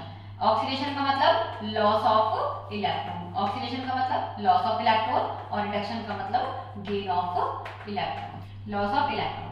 अब इधर देखो, लॉस ऑफ इलेक्ट्रॉन का मतलब इलेक्ट्रॉन को रिमूव करना। कितना चार्ज है, प्लस है, तो मैंने कितना रखा है, 1 ही रखा है, -1। अगर मैं यहाँ पे बात करूं रिडक्शन, तो रिडक्शन का मतलब है एक इलेक्ट्रॉन को क्या कर लिया, इसने गेन कर लिया। एरो में क्या आया हमें नहीं पता, अभी कुछ भी कि एरो में क्या है। अब सबसे पहले कैथोड की रिएक्शन देखते हैं। कैथोड की रिएक्शन थोड़ी इजी पड़ती है। एक इलेक्ट्रॉन को गेन कौन करेगा, यहाँ पे H+ भी है और H2 भी है, इसके पास H+ भी है और H2 भी है। इलेक्ट्रॉन को गेन कौन करेगा, नेगेटिव चार्ज को कौन गेन करना चाहेगा? जिसके पास पॉजिटिव चार्ज हो। एक H के पास है पॉजिटिव चार्ज, H2 के पास तो कोई चार्ज नहीं है, तो H प्लस और H2 में कौन जल्दी रिएक्ट करेगा इलेक्ट्रॉन के साथ? H plus. इसका मतलब H प्लस यहाँ रिएक्ट करेगा। तो बचा क्या? H2, तो H2 यहाँ आ जाएगा। H2 किस फॉर्म में है? गैसियस फॉर्म में है, ठीक है। और आयन स्टेट हमेशा कौन सी होती है? H प्लस, वो सॉल्यूशन में रहते हैं। खत्म हो गया। इसका जस्ट रिवर्स ऊपर हो जाएगा। अगर यहाँ पे H2 आया है तो अब H2 यहाँ आएगा और H प्लस यहाँ आ जाएगा, ठीक है। हो गई, जस्ट रिवर्स हो जाएगा। सबसे पहले कैथोड को पकड़ा करो, सबसे पहले कैथोड को पकड़ा करो। कैथोड की रिएक्शन इजी होती है। अब देखो इसको बैलेंस कर लेते हैं। हाइड्रोजन कितने हैं? 2, तो मैंने इधर भी 2 यूज कर लिया, इधर भी 2 यूज कर लिया। अब 2 2 2 हो गए। इधर 2 है तो मैंने इधर भी 2 यूज कर लिया, इधर भी 2 यूज कर लिया। ये एनोड की रिएक्शन बन गई, ये कैथोड की रिएक्शन बन गई। ओवरऑल रिएक्शन की बात की जाए तो ओवरऑल रिएक्शन क्या बन जाएगी इसकी? एनोड प्लस कैथोड, तो H2 gas plus 2H plus plus ये 2 इलेक्ट्रॉन से ये 2 इलेक्ट्रॉन कट हो गए, तो इधर क्या बच गया? 2H plus plus H2 gas.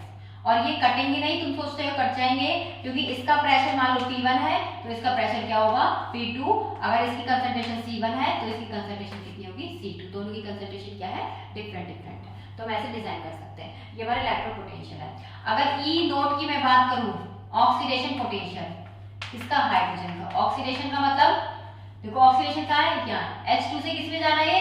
H plus में जा रहा है। ऐसे रिप्रेजेंट करूंगी, H2 से किस में जा रहा है? H प्लस में जा रहा है। ऐसे तो रिप्रेजेंट करते हैं हाफ सेल को। अभी तो बताया बीच में सॉल्ट ब्रिज, फिर यहाँ पे आयंस, फिर उसके बाद गैस। सॉल्ट ब्रिज को वैसे तुम छोड़ सकते हो क्योंकि इसके आगे कुछ नहीं है, तो H प्लस और H2 कितनी होती है इसकी? 0.00 वोल्ट। अगर इसकी रिडक्शन पोटेंशियल की बात की जाए, स्टैंडर्ड रिडक्शन पोटेंशियल, तो स्टैंडर्ड रिडक्शन पोटेंशियल को कैसे रिप्रेजेंट करते हैं? पहले H प्लस आएगा और फिर क्या जाएगा? H2। 0.00 वोल्ट। देखो कैसे आगे इसके क्या है? पे सॉल्ट ब्रिज है, उसके बाद आयन और उसके बाद क्या हो जाएगा? H2, ठीक है। 0.00 इसकी रिडक्शन ऑक्सीडेशन पोटेंशियल दोनों ही क्या है?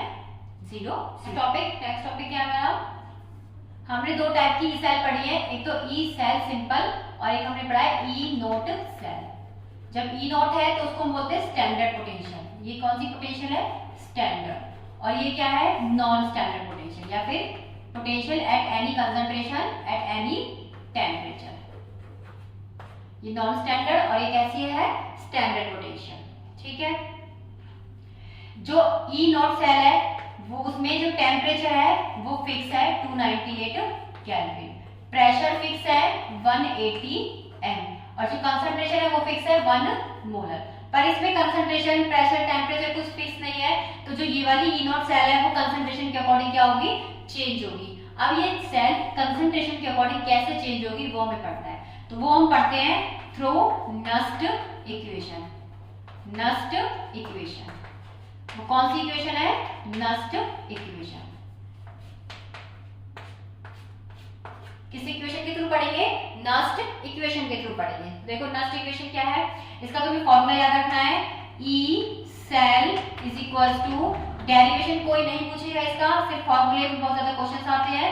0.059 divided by n log concentration of product divided by concentration of reactant. ये फॉर्मूला याद रखना है। और इस फॉर्मूले में लेबलिंग क्या है इसकी?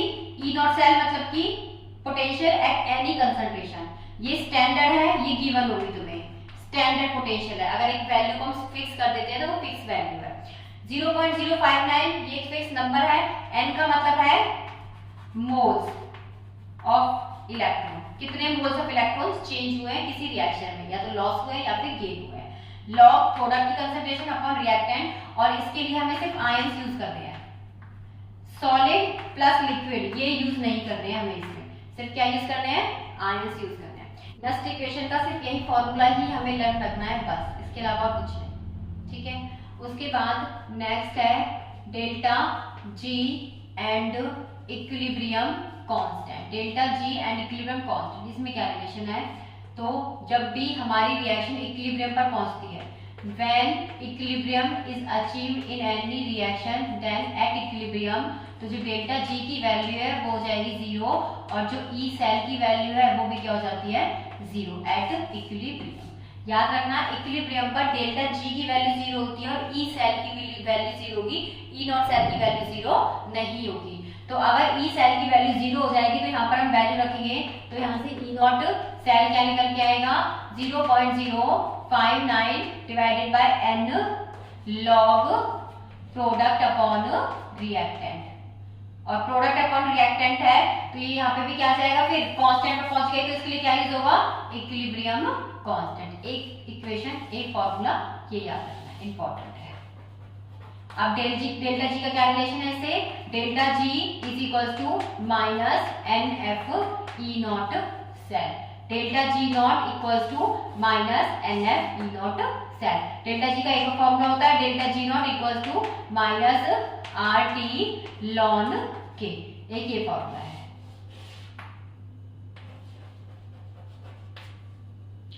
तो डेल्टा जी के दो फॉर्मूले, delta G equals to minus N F E not cell और delta G equals to minus N R T L N के। इसके डेरिवेशन से तुम्हें कोई मतलब नहीं है, सिर्फ डायरेक्ट फॉर्मूलेज आते हैं, क्वेश्चंस आते हैं, वो तुम्हें लगाने हैं। E not cell equals to 0.059 divided by N log K, ठीक है। ये दो फॉर्मूले, तीन फॉर्मूले में रखने हैं, डेल्टा जी के दो ही फॉर्मूले, उसके बाद ई नॉट सेल।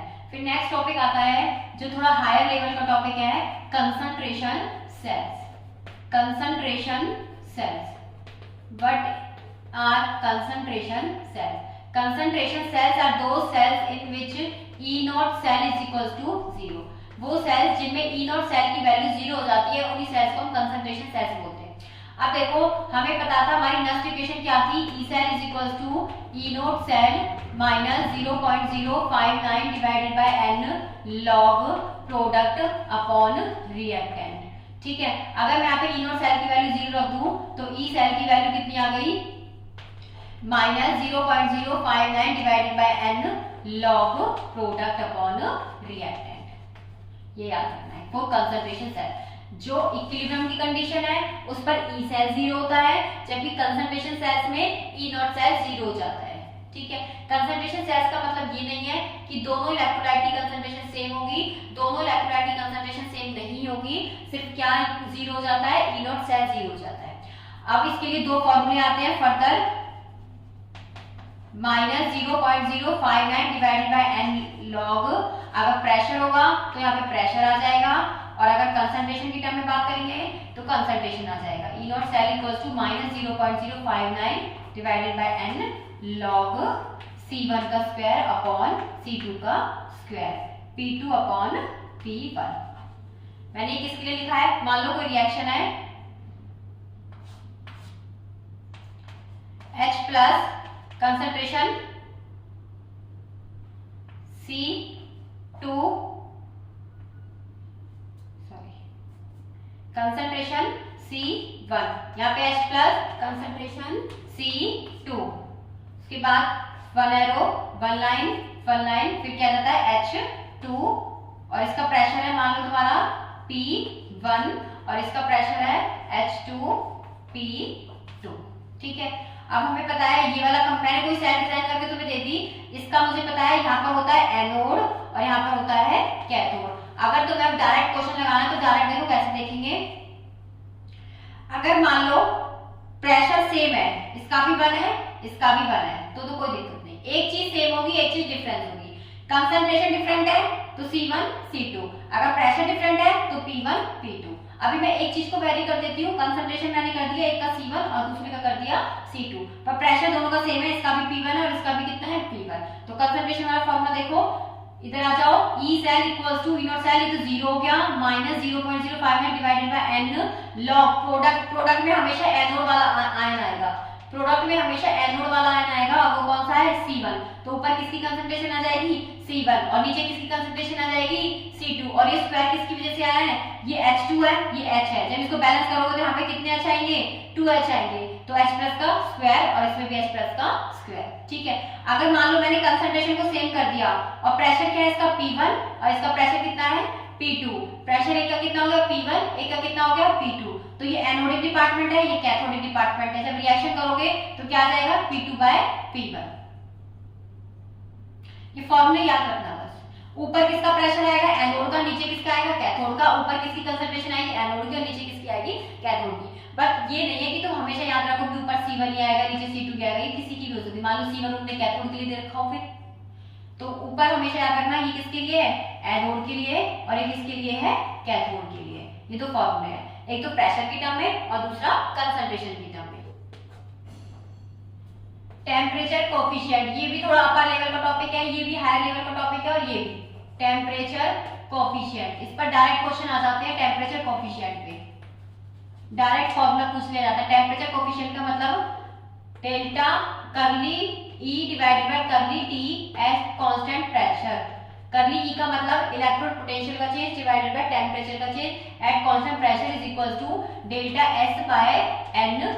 ये फॉर्मूला है, डायरेक्ट पूछ लिया जाता है ऐसे। कभी किसी में माइनस लगा देंगे, किसी में प्लस लगा देंगे, NF को ऊपर कर देंगे, नीचे कर देंगे, तो ऊपर तो एंट्रोपी और नीचे क्या रहेगा, NF रहेगा। अगर यहाँ से डेल्टा G पूछे तो डेल्टा G क्या होता है, curly delta T at constant pressure is equals to minus NF curly E divided by curly T at constant pressure. और डेल्टा G का एक और फॉर्मूला है, delta G equals to delta H minus T delta S। Delta S की value यहाँ से उठा के इसमें रख दो, टेम्परेचर कांस्टेंट रहेगा। डेल्टा H की वैल्यू का अगर तुम्हें कैलकुलेट करनी है, डेल्टा G की वैल्यू यहाँ से रख दो, डेल्टा S की वैल्यू यहाँ से रख दो, डेल्टा H की वैल्यू कैलकुलेट हो जाएगी। बट नॉर्मली कौन सा फॉर्मूला पूछा जाता है, ये फॉर्मूला इंपॉर्टेंट है, ये पूछा जाता है, और इसको बोला क्या जाता है, टेम्परेचर कोफिशिएंट। टेम्परेचर कोफिशिएंट के नाम से आता है। टेम्परेचर कोफिशिएंट का मतलब करली E bye curly T। E क्या है, इलेक्ट्रोड पोटेंशियल, T क्या है, temperature at constant pressure is equals to delta S by NF। N क्या है, number of moles of electron, जितने लॉस होते हैं, जितने गेन होते हैं। F क्या है, फैराडेस कांस्टेंट, जिसकी वैल्यू कितनी है, फिक्स है। फैराडे कांस्टेंट की वैल्यू 96500 कूलम पर मोल, और डेल्टा S क्या है यहाँ पे, एंट्रोपी। ठीक है, ये यहाँ पे खत्म हो गया temperature between electrolytic cell and galvanic cell. इन दोनों में डिफरेंस क्या है, एक एक पॉइंट पूछ लिया जाता है, कभी थ्योरेटिकल क्वेश्चंस में पॉइंट पूछ लिया जाता है। इन दोनों में डिफरेंस क्या है, गैल्वेनिक और इलेक्ट्रोलाइटिक। तो देखो सबसे पहला डिफरेंस क्या था दोनों में, जो इलेक्ट्रोलाइटिक है E से स्टार्ट हो रहा है, तो electrical energy converted into chemical energy. तो यहाँ पे जस्ट रिवर्स हो जाएगा, chemical energy converted to electrical energy. ठीक है, सेकंड पॉइंट क्या है इसका, नॉन स्पॉन्टेनियस। ये कैसा सेल है, नॉन स्पॉन्टेनियस, क्योंकि इसमें इलेक्ट्रिसिटी हमें खुद से प्रोवाइड करनी पड़ती है। सेकंड, इसमें हमें इलेक्ट्रिसिटी खुद से प्रोवाइड नहीं करनी पड़ेगी, ये खुद होती है, तो ये कौन सा सेल होगा, स्पॉन्टेनियस। ये कैसा सेल है, स्पॉन्टेनियस सेल है। जब भी रिएक्शन नॉन स्पॉन्टेनियस होती है तो उनके लिए डेल्टा G ग्रेटर देन 0, और अगर स्पॉन्टेनियस होती है तो डेल्टा G लेस देन 0। आगे फोर्थ पॉइंट हम कैसे कर सकते हैं, अगर हम बात करें इलेक्ट्रोलाइटिक सेल और गैल्वेनिक सेल, एनोड और कैथोड, इसमें जो एनोड है उस पर कैसा चार्ज है, कैथोड पर कौन सा चार्ज है, जस्ट रिवर्स हो जाएगा दोनों पर। इसमें जो एनोड है उस पर चार्ज और जो कैथोड है उस पर चार्ज। अब देखो कंफ्यूज नहीं होना है, अगर बाई चांस पूछ जाते हैं तो एक ट्रिक याद रखनी है, alone, ALONE, alone. A for anode, L for left side, O for oxidation, N for negatively charged electrode। तो एलोन जो एनोड है वो कैसा होता है, नेगेटिवली चार्ज। ये सिर्फ किसके लिए है, गैल्वेनिक सेल के लिए। ठीक है, हमेशा एनोड लेफ्ट साइड पर होगा, ऑक्सीडेशन होगा, लेफ्ट साइड पर होगा, नेगेटिवली चार्ज होगा। अगर ये नेगेटिव है तो ये क्या हो जाएगा, पॉजिटिव। अगर यहाँ पर एनोड नेगेटिव है तो यहाँ पर क्या हो जाएगा, पॉजिटिव, और यहाँ पे एनोड कैसा है, पॉजिटिव, तो यहाँ पर कैसा हो जाएगा, नेगेटिव। तो एनोड और कैथोड पर चार्जेस में आता है। दोनों में क्या है डिफरेंस है, इलेक्ट्रोलाइटिक सेल और गैल्वेनिक सेल में। टॉपिक है इलेक्ट्रोकेमिकल सीरीज, इस पर भी बहुत क्वेश्चन पूछ लिए जाते हैं। Electrochemical series, electrochemical series, what is electrochemical series, electrochemical series क्या है। एक हमने सीरीज बनाई है लिथियम से स्टार्ट करके, बीच में आता है हमारा हाइड्रोजन और सबसे लास्ट में आता है फ्लोरीन। सबसे पहले नंबर पर आता है Li, उसके बाद हाइड्रोजन और फिर उसके बाद फ्लोरीन। इसकी जो रिडक्शन इलेक्ट्रोड पोटेंशियल का मतलब होता है, इलेक्ट्रोकेमिकल सीरीज का मतलब होता है एक ऐसी सीरीज बनाई है इन द डाउनवर्ड डायरेक्शन जिसमें electrode potential down the group क्या होगी, इंक्रीज होगी। मतलब कि यहाँ पर मान लो तुम्हारी रिडक्शन पोटेंशियल, लिथियम की रिडक्शन पोटेंशियल कितनी है, -3.07 वोल्ट है। यहाँ पर इसकी पोटेंशियल कितनी होती है, चाहे ऑक्सीडेशन हो चाहे रिडक्शन हो, हाइड्रोजन की हमेशा क्या होती है, 0। और यहाँ पर तुम्हारी रिडक्शन पोटेंशियल कितनी होगी इसकी, मान लो +3.07। तो इसकी रिडक्शन पोटेंशियल, तो डाउनवर्ड रिडक्शन पोटेंशियल क्या हो रही है, इंक्रीज हो रही है। ये सीरीज है, ऊपर से स्टार्ट करके बीच में आता है हाइड्रोजन, सबसे लास्ट में आता है फ्लोरीन। डाउनवर्ड डायरेक्शन में इंक्रीजिंग ऑर्डर है रिडक्शन पोटेंशियल्स का। यहाँ पर रिडक्शन पोटेंशियल की वैल्यू नेगेटिव है तो सबसे कम है, उसके बाद बीच में 0 है और फिर रिडक्शन पोटेंशियल की वैल्यू सबसे ज्यादा है। अब इन वैल्यूज का मतलब क्या है, अगर इसमें रिडक्शन पोटेंशियल की वैल्यू सबसे कम है, इसका मतलब लिथियम रिड्यूस नहीं होना चाहता, लिथियम रिडक्शन नहीं करेगा। अगर रिडक्शन नहीं करेगा तो फिर क्या करेगा, ये ऑक्सीडेशन करेगा। लिथियम रिडक्शन नहीं करेगा, लिथियम क्या करेगा, ऑक्सीडेशन। इसकी रिडक्शन पोटेंशियल बहुत ज्यादा है, तो रिडक्शन पोटेंशियल ज्यादा है तो अच्छी बात है, ये क्या करेगा, रिडक्शन करेगा। ये क्या करेगा, रिडक्शन, और ये ऑक्सीडेशन नहीं करेगा। अब सबको पता है, बार बार मैंने बताया, रिडक्शन का मतलब होता है गेन ऑफ इलेक्ट्रॉन और ऑक्सीडेशन का मतलब होता है लॉस ऑफ इलेक्ट्रॉन। तो Li हमेशा इलेक्ट्रॉन का क्या करेगा, लॉस करेगा। कितने इलेक्ट्रॉन का, एक इलेक्ट्रॉन का। इस पर हमेशा कौन सा चार्ज होता है, Li+। यही रीजन है कि जो मेटल्स होते हैं वो क्यों इलेक्ट्रोपॉजिटिव नेचर शो करते हैं, क्योंकि जो मेटल्स हैं उनकी रिडक्शन पोटेंशियल बहुत ही कम होती है, उनकी रिडक्शन पोटेंशियल नेगेटिव में होती है, इसलिए वो रिडक्शन नहीं करते, हमेशा क्या करते हैं, वो ऑक्सीडेशन करते हैं और एक इलेक्ट्रॉन को लॉस करके अपने ऊपर क्या चार्ज रखते हैं, हमेशा पॉजिटिव चार्ज रखते हैं। यही रीजन है metals are electropositive in nature. जबकि फ्लोरीन, फ्लोरीन कैसा है, नॉन मेटल, उसकी जो इलेक्ट्रॉन पोटेंशियल है रिडक्शन वो बहुत ही ज्यादा है। इसका मतलब फ्लोरीन क्या करेगा, रिडक्शन करेगा। फ्लोरीन क्या करेगा, रिडक्शन। अगर फ्लोरीन रिडक्शन करेगा तो एक इलेक्ट्रॉन को क्या कर लेगा, गेन, और जैसे एक इलेक्ट्रॉन को गेन कर लेगा तो इसके ऊपर कौन सा चार्ज आ जाएगा, नेगेटिव। देखो फ्लोरीन के ऊपर नेगेटिव चार्ज आ सकता है क्योंकि फ्लोरीन क्या है, नॉन मेटल है, वो एक मेटल नहीं है, तो इस पर नेगेटिव चार्ज आ गया। और ये फ्लोरीन किस फॉर्म में होता है, F2 की फॉर्म में, तो यहाँ पे भी 2 इलेक्ट्रॉन, यहाँ पे भी कितना हो गया, F2 हो गया। ठीक है, तो इसका मतलब ये रिडक्शन करेगा, ये ऑक्सीडेशन नहीं करेगा। यही रीजन है कि पूरी पीरियोडिक टेबल में सबसे ज्यादा इलेक्ट्रोनेगेटिविटी फ्लोरीन की क्यों होती है, क्योंकि जो फ्लोरीन की रिडक्शन पोटेंशियल है वो सबसे ज्यादा होती है, सबसे ज्यादा टेंडेंसी है इसकी रिड्यूस करने की। तो ये खुद को रिड्यूस करेगा तो अपने ऊपर कौन सा चार्ज रखेगा, नेगेटिव, और अगर नेगेटिव चार्ज रखेगा तो नेचर में कैसा हो जाएगा, इलेक्ट्रोनेगेटिव। तो फ्लोरीन का हमेशा कैसा नेचर होता है, इलेक्ट्रोनेगेटिव। इलेक्ट्रोनेगेटिव का मतलब ये अपने ऊपर हमेशा कौन सा चार्ज रखेगा, नेगेटिव, और नेगेटिव चार्ज कब आएगा, जब इलेक्ट्रॉन्स को क्या करेगा, गेन करेगा। तो मेटल्स का इलेक्ट्रोपॉजिटिव नेचर ही क्यों होता है, क्योंकि उनकी जो रिडक्शन पोटेंशियल है वो बहुत ही कम होती है। फ्लोरीन जो नॉन मेटल्स है उनका हमेशा इलेक्ट्रोनेगेटिव नेचर क्यों होता है, क्योंकि उनकी जो रिडक्शन पोटेंशियल्स है वो बहुत ही ज्यादा होती है। हाइड्रोजन बीच में आता है, ना तो वो रिडक्शन ही करता है ना ही वो ऑक्सीडेशन ही करता है। अगर चाहते हो तो वो ऑक्सीडेशन भी कर सकता है और वो रिडक्शन भी कर सकता है, इसका कोई स्पेसिफिक नेचर नहीं है। तो इसलिए उसकी ऑक्सीडेशन पोटेंशियल और रिडक्शन पोटेंशियल दोनों ही क्या होती है, 0 होती है। ठीक है, इलेक्ट्रोकेमिकल सीरीज। अब देखो इससे एक और आइडिया लगता है, इसकी एक एप्लीकेशन है। अब इस इलेक्ट्रोकेमिकल सीरीज की एक और एप्लीकेशन है। एप्लीकेशन क्या है, ऑक्सीडाइजिंग नेचर, बहुत इंपॉर्टेंट है, ऑक्सीडाइजिंग नेचर और रिड्यूसिंग नेचर। ये क्या बताता है, ऑक्सीडाइजिंग नेचर और रिड्यूसिंग नेचर के बारे में। ये ऑक्सीडाइजिंग नेचर और रिड्यूसिंग नेचर के बारे में बताता है। तो कैसे बताया गया ऑक्सीडाइजिंग नेचर और रिड्यूसिंग नेचर के बारे में, तो कैसे देखो, ऑक्सीडाइजिंग नेचर जिसका रिडक्शन पोटेंशियल ज्यादा होगा, या फिर बोलेंगे पॉजिटिव या फिर ज्यादा, और ऑक्सीडेशन पोटेंशियल या तो नेगेटिव होगा या फिर बहुत ही कम होगा, वो तो होगा अच्छा ऑक्सीडाइजिंग एजेंट, या फिर वो अच्छा कैसा नेचर शो करेगा, ऑक्सीडाइजिंग नेचर। अगर रिडक्शन पोटेंशियल नेगेटिव हो और ऑक्सीडेशन पोटेंशियल पॉजिटिव हो तो वो अच्छा क्या हो जाएगा, रिड्यूसिंग नेचर। अब तुम्हें बार बार ये चीज याद रखने की जरूरत है, सिर्फ एक ही चीज याद रखो, सिर्फ एक चीज, ऑक्सीडाइजिंग नेचर मतलब कि रिडक्शन पोटेंशियल उल्टा है बिल्कुल। रिडक्शन पोटेंशियल का मतलब कितने अच्छे से वो खुद को रिड्यूस कर सकता है। अगर वो खुद को रिड्यूस करेगा तो सामने वाले को क्या कर देगा, ऑक्सीडाइज। तो किसकी तरह बिहेव करेगा, ऑक्सीडाइजिंग एजेंट या फिर ऑक्सीडाइजिंग नेचर। ऑक्सीडाइजिंग एजेंट का मतलब एजेंट होता है जो दूसरों के लिए काम करता है, खुद के लिए काम नहीं करता, जो दूसरों के लिए काम करता है। अगर रिडक्शन पोटेंशियल, अगर हमारी रिडक्शन पोटेंशियल ज्यादा है तो हम खुद रिडक्शन करेंगे, अपने आप को रिड्यूस करेंगे, पर सामने वाले को क्या कर देंगे, ऑक्सीडाइज कर देंगे। तो एजेंट हम क्या हो गए, ऑक्सीडाइजिंग एजेंट हो गए, पर हमारा खुद का क्या हो गया, reduction. Reducing nature, reducing nature किस पर डिपेंड करता है, oxidation potential. Reducing nature, reducing agent मतलब एजेंट है वो दूसरे को क्या करेगा, रिड्यूस करेगा, तो खुद को क्या करेगा, ऑक्सीडाइज। इसका मतलब उसका ऑक्सीडेशन पोटेंशियल क्या होगा, ज्यादा होगा। जिसका ऑक्सीडेशन होता है, जिसकी ऑक्सीडेशन पोटेंशियल सबसे ज्यादा है वो खुद क्या करेगा, ऑक्सीडेशन करेगा और किसकी तरह बिहेव करेगा, रिड्यूसिंग एजेंट, जस्ट रिवर्स है, रिड्यूसिंग एजेंट। और अगर रिडक्शन पोटेंशियल ज्यादा होगा, बिल्कुल उल्टा, रिडक्शन तो ऑक्सीडाइजिंग एजेंट। पोटेंशियल मतलब कि खुद को करने की टेंडेंसी और एजेंट का मतलब दूसरों को जो करता है, ऑक्सीडाइजिंग एजेंट। अगर कोई नॉर्मल ऑक्सीडाइजिंग एजेंट पूछे, एजेंट का मतलब जो दूसरों के लिए काम करे, ऑक्सीडाइजिंग जो दूसरे सामने वाले को क्या करते हैं, ऑक्सीडाइज, तो खुद को क्या करेगा वो रिड्यूस, तो खुद की क्या हो जाएगी, reduction potential.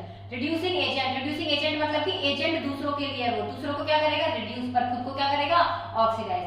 For example 2 electron potential दे रखी है हमें, रिडक्शन पोटेंशियल एक है हमारी -3.07 वोल्ट और एक रिडक्शन पोटेंशियल दे रखी है +2.08 वोल्ट।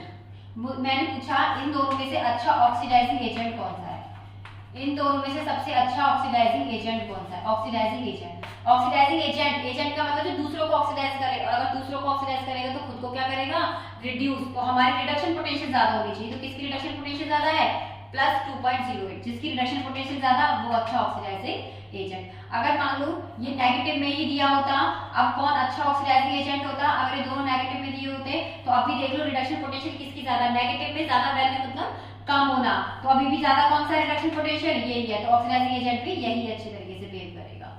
ठीक है, तो हमारी क्या है इलेक्ट्रोकेमिकल सीरीज, उसकी एप्लीकेशंस है, वो किसके बारे में बताती है, इलेक्ट्रो पॉजिटिव और इलेक्ट्रो नेगेटिव नेचर के बारे में बताती है, कौन अच्छा ऑक्सीडाइजिंग एजेंट है और कौन ही अच्छा रिड्यूसिंग एजेंट है। जिसका रिडक्शन पोटेंशियल जितना ज्यादा होगा वो अच्छा ऑक्सीडाइजिंग एजेंट होगा, और जिसका ऑक्सीडेशन पोटेंशियल ज्यादा होगा वो अच्छा रिड्यूसिंग एजेंट होगा, according to electrochemical series. Next topic है इलेक्ट्रोलिसिस। इलेक्ट्रोलिसिस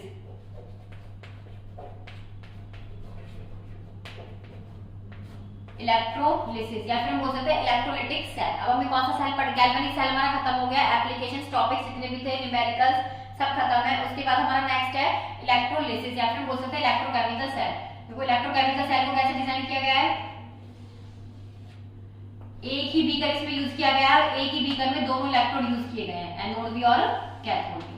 एक बीकर है, इस बीकर में हमने कोई सॉल्यूशन बनाया है, इस बीकर में हमने इलेक्ट्रोलाइटिक सॉल्यूशन बनाया है। ठीक है, मान लो हमने सॉल्यूशन बनाया है ZnSO4 का सॉल्यूशन,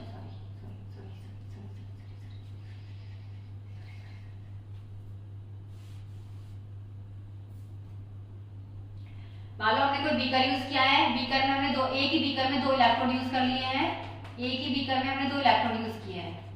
ठीक है, इलेक्ट्रोलिसिस मतलब कि इलेक्ट्रोलाइटिक सेल जिसमें इलेक्ट्रिकल एनर्जी बाहर से सप्लाई करनी पड़ेगी और वो किसमें चेंज हो जाएगी, केमिकल एनर्जी में। अब मतलब कि बैटरी का हमें यूज करना है, बैटरी हमें इसको प्रोवाइड करनी है, इलेक्ट्रिकल एनर्जी प्रोवाइड करनी है। अब हमारी क्या होगी, केमिकल रिएक्शंस होगी।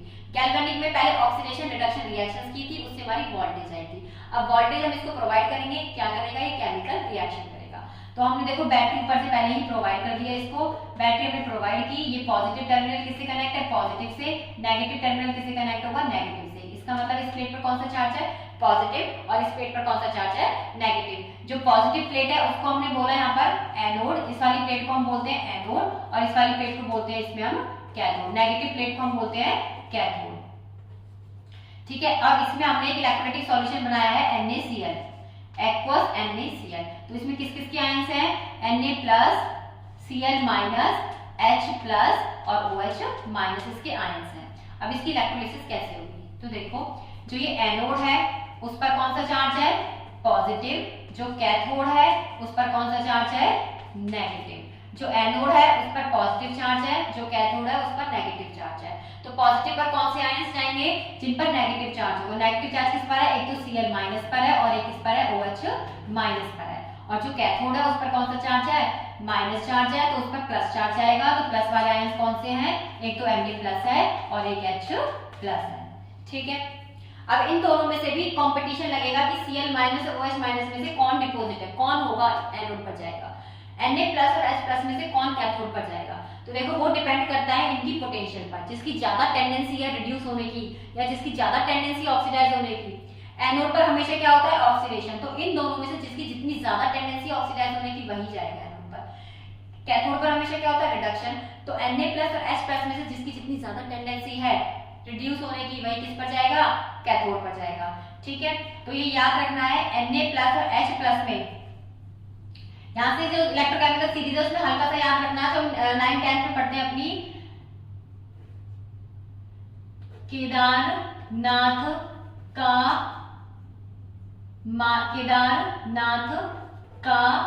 माली आलू जरा फीका सा पकाता है।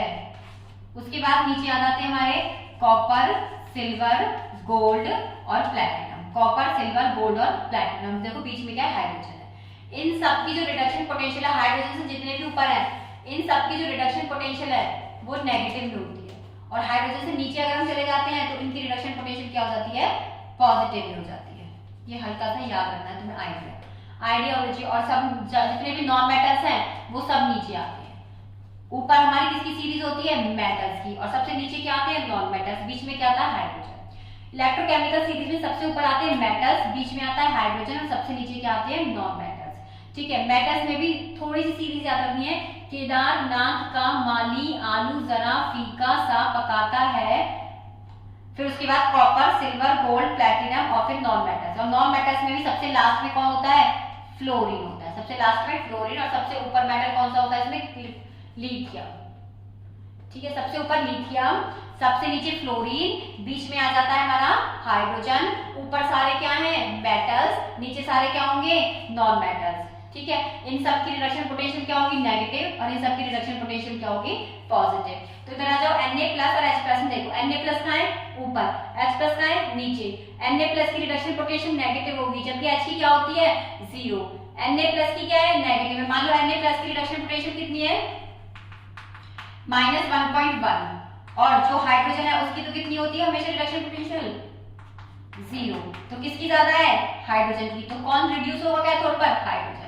इसका मतलब Na प्लस और H प्लस में से कौन जाएगा, H प्लस जाएगा। इधर आ जाओ, इसके लिए याद रखना है Cl minus OH minus. Halogen आएगा, वैसे तो नॉर्मल हेलोजन और हाइड्रोक्सिल आयंस में से पूछा जाता है, तो हमेशा हेलोजन जाते हैं, हाइड्रोक्सिल आयन नहीं जाते, याद रखना। एनायन का बहुत ही कम पूछा जाता है, बस यही 2-3 एनायन आते हैं, या तो हेलोजन आएंगे या फिर हमारे हाइड्रोक्सिल आते हैं। हेलोजन का भी अगर ऑर्डर आ जाए तो सबसे पहले फ्लोरीन डिपॉजिट होगा, उसके बाद क्लोरीन, फिर ब्रोमीन, और लास्ट में होता है आयरन डिपॉजिट, क्योंकि फ्लोरीन सबसे नीचे होता है, उससे ऊपर क्लोरीन, उससे ऊपर ब्रोमीन, उससे ऊपर आयरन। ठीक है, तो देखो अगर इसकी बात करें तो इसमें तो ये जाएगा, और Cl माइनस और OH माइनस में कौन जाएगा, एनोड पर, ये चला जाएगा। अगर इनकी हम रिएक्शन करने की कोशिश करें तो रिएक्शंस क्या होंगी, एनोड पर, कैथोड पर। तो देखो कैथोड का मतलब इलेक्ट्रॉन्स को क्या करना, गेन करना। ये लोग प्लस गेन करेंगे एक ही इलेक्ट्रॉन, क्योंकि हाइड्रोजन पर एक ही चार्ज होता है। कौन करेगा, H प्लस गेन करेगा, क्योंकि H प्लस ये किसमें जाता है, H में, और H हमेशा H2 की फॉर्म में रहती है। ठीक है, बैलेंस करने के लिए 2 लगा दिया। एनोड पर कौन सी रिएक्शन होगी, कौन जा रहा है, Cl। एनोड का मतलब रिलीज करना, इलेक्ट्रॉन क्या करेंगे, रिलीज करेंगे, निकाल रहे हैं इलेक्ट्रॉन। ठीक है, और ये है क्या, क्लोरीन, नॉन मेटल है और नेगेटिव चार्ज ही है। अगर क्लोरीन नेगेटिव चार्ज अपने अंदर से एक इलेक्ट्रॉन निकालेगा तो क्या हो जाएगा, पॉजिटिवली चार्ज हो जाएगा, और क्लोरीन हमेशा Cl2 की फॉर्म में रहती है, तो हाफ Cl2। तो ये तो किस पर गई, कैथोड पर, और ये किस पर हो गया, एनोड पर। ये किस पर हो गया, कैथोड पर। अब इस इलेक्ट्रोलिसिस में क्वेश्चन पूछे गए, एनोड की रिएक्शन क्या है, what is the reaction of anode. तो एनोड की रिएक्शन कर दोगे, ये एनोड की रिएक्शन है। फिर क्वेश्चन पूछा जाता है इलेक्ट्रोलिसिस में, what is the reaction of cathode. Cathode की रिएक्शन, तो कैथोड की हो गई। गैस एट एनोड, कौन सी गैस है जो एनोड पर लिबरेट होती है, एनोड पर कौन सी गैस लिबरेट हुई है, Cl2, तो Cl2 लिबरेट हुई है। Gas liberated at cathode, cathode पर कौन सी गैस लिबरेट हुई है, gas liberated at cathode, cathode पर कौन सी लिबरेट हुई है, H2 गैस। कैथोड पर कौन सी लिबरेट हो गई, H2 गैस। फिर पूछा concentration of Na plus after electrolysis, electrolysis के बाद Na प्लस की कंसंट्रेशन पर क्या फर्क पड़ा। देखो Na प्लस की कंसंट्रेशन पर तो कुछ फर्क नहीं पड़ा, क्या Na ने रिएक्शन की, नहीं। तो Na प्लस की रिएक्शन कैसी रहेगी, Na प्लस की कंसंट्रेशन सेम रहेगी। फिर पूछा गया concentration of Cl minus after electrolysis, Cl minus की कंसंट्रेशन पर क्या फर्क पड़ा, तो Cl माइनस तो किस में चला जा रहा है, Cl2 में। इसका मतलब Cl माइनस की कंसंट्रेशन क्या हो गई, डिक्रीज हो गई। फिर पूछा गया pH पर क्या इफेक्ट पड़ा, इस पूरे सॉल्यूशन की pH पर क्या इफेक्ट पड़ा। तो देखो पीएच कौन डिटरमाइन करता है, H प्लस की कंसंट्रेशन। तो H प्लस की कंसंट्रेशन तो कम हो रही है, वो तो H2 में जा रही है, तो H प्लस की कंसंट्रेशन अगर कम होगी तो पीएच की वैल्यू क्या हो जाएगी, ज्यादा हो जाएगी, क्योंकि pH is equal to minus का log of H plus. H plus की कंसंट्रेशन जितनी कम होगी, नेगेटिव में कम होने का मतलब pH की वैल्यू क्या हो गई, ज्यादा। तो ये क्वेश्चन पूछे जाते हैं इस पर। फिर लास्ट में क्वेश्चन पूछा जाता है अमाउंट, गैसेस का अमाउंट कितना प्रोड्यूस हुआ, अमाउंट ऑफ गैस प्रोड्यूस, कितने अमाउंट में गैस प्रोड्यूस होती है, ये हम आगे पढ़ेंगे फैराडेज लॉ के अकॉर्डिंग। तो इलेक्ट्रोलिसिस पर यही क्वेश्चन पूछा जाता है, एनोड पर कौन गया, कैथोड पर कौन गया, वो तुम कैसे बताओगे। दो आयंस के बीच में कंपटीशन होगा, जिसकी इलेक्ट्रिक पोटेंशियल ज्यादा होगी वही जाएगा एनोड या कैथोड पर।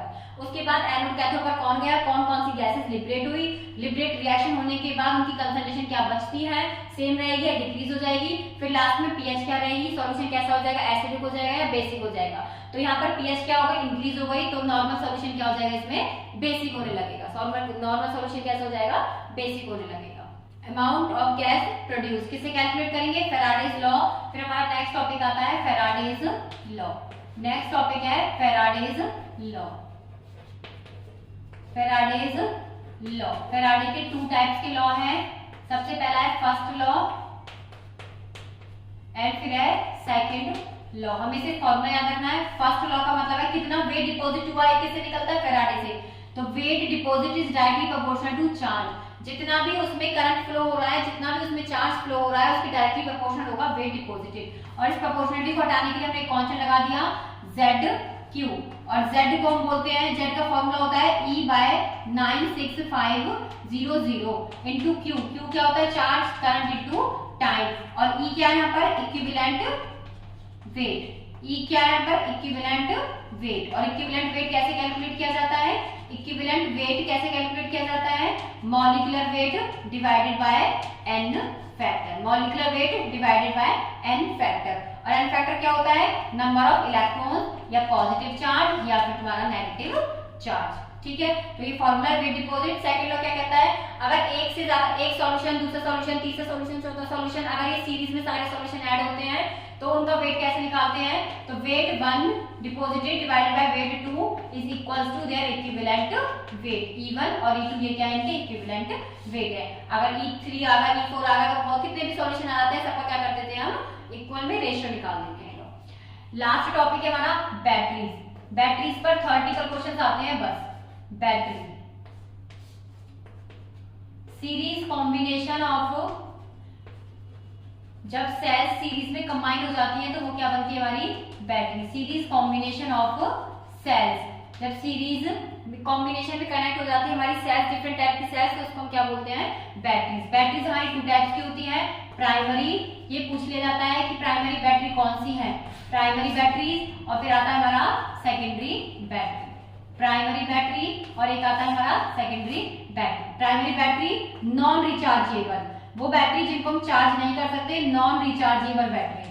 और जिन बैटरीज को हम बार बार चार्ज कर सकते हैं, जो रिचार्जेबल होती है, वो बैटरी कौन सी होती है, हमारी सेकेंडरी बैटरी। अब नॉन रिचार्जेबल के 2 एग्जांपल हैं। एक तो होता है हमारा ड्राई सेल, ये पूछ लिया जाता है कि ड्राई सेल किसका एग्जांपल है, तो प्राइमरी नॉन रिचार्जेबल का।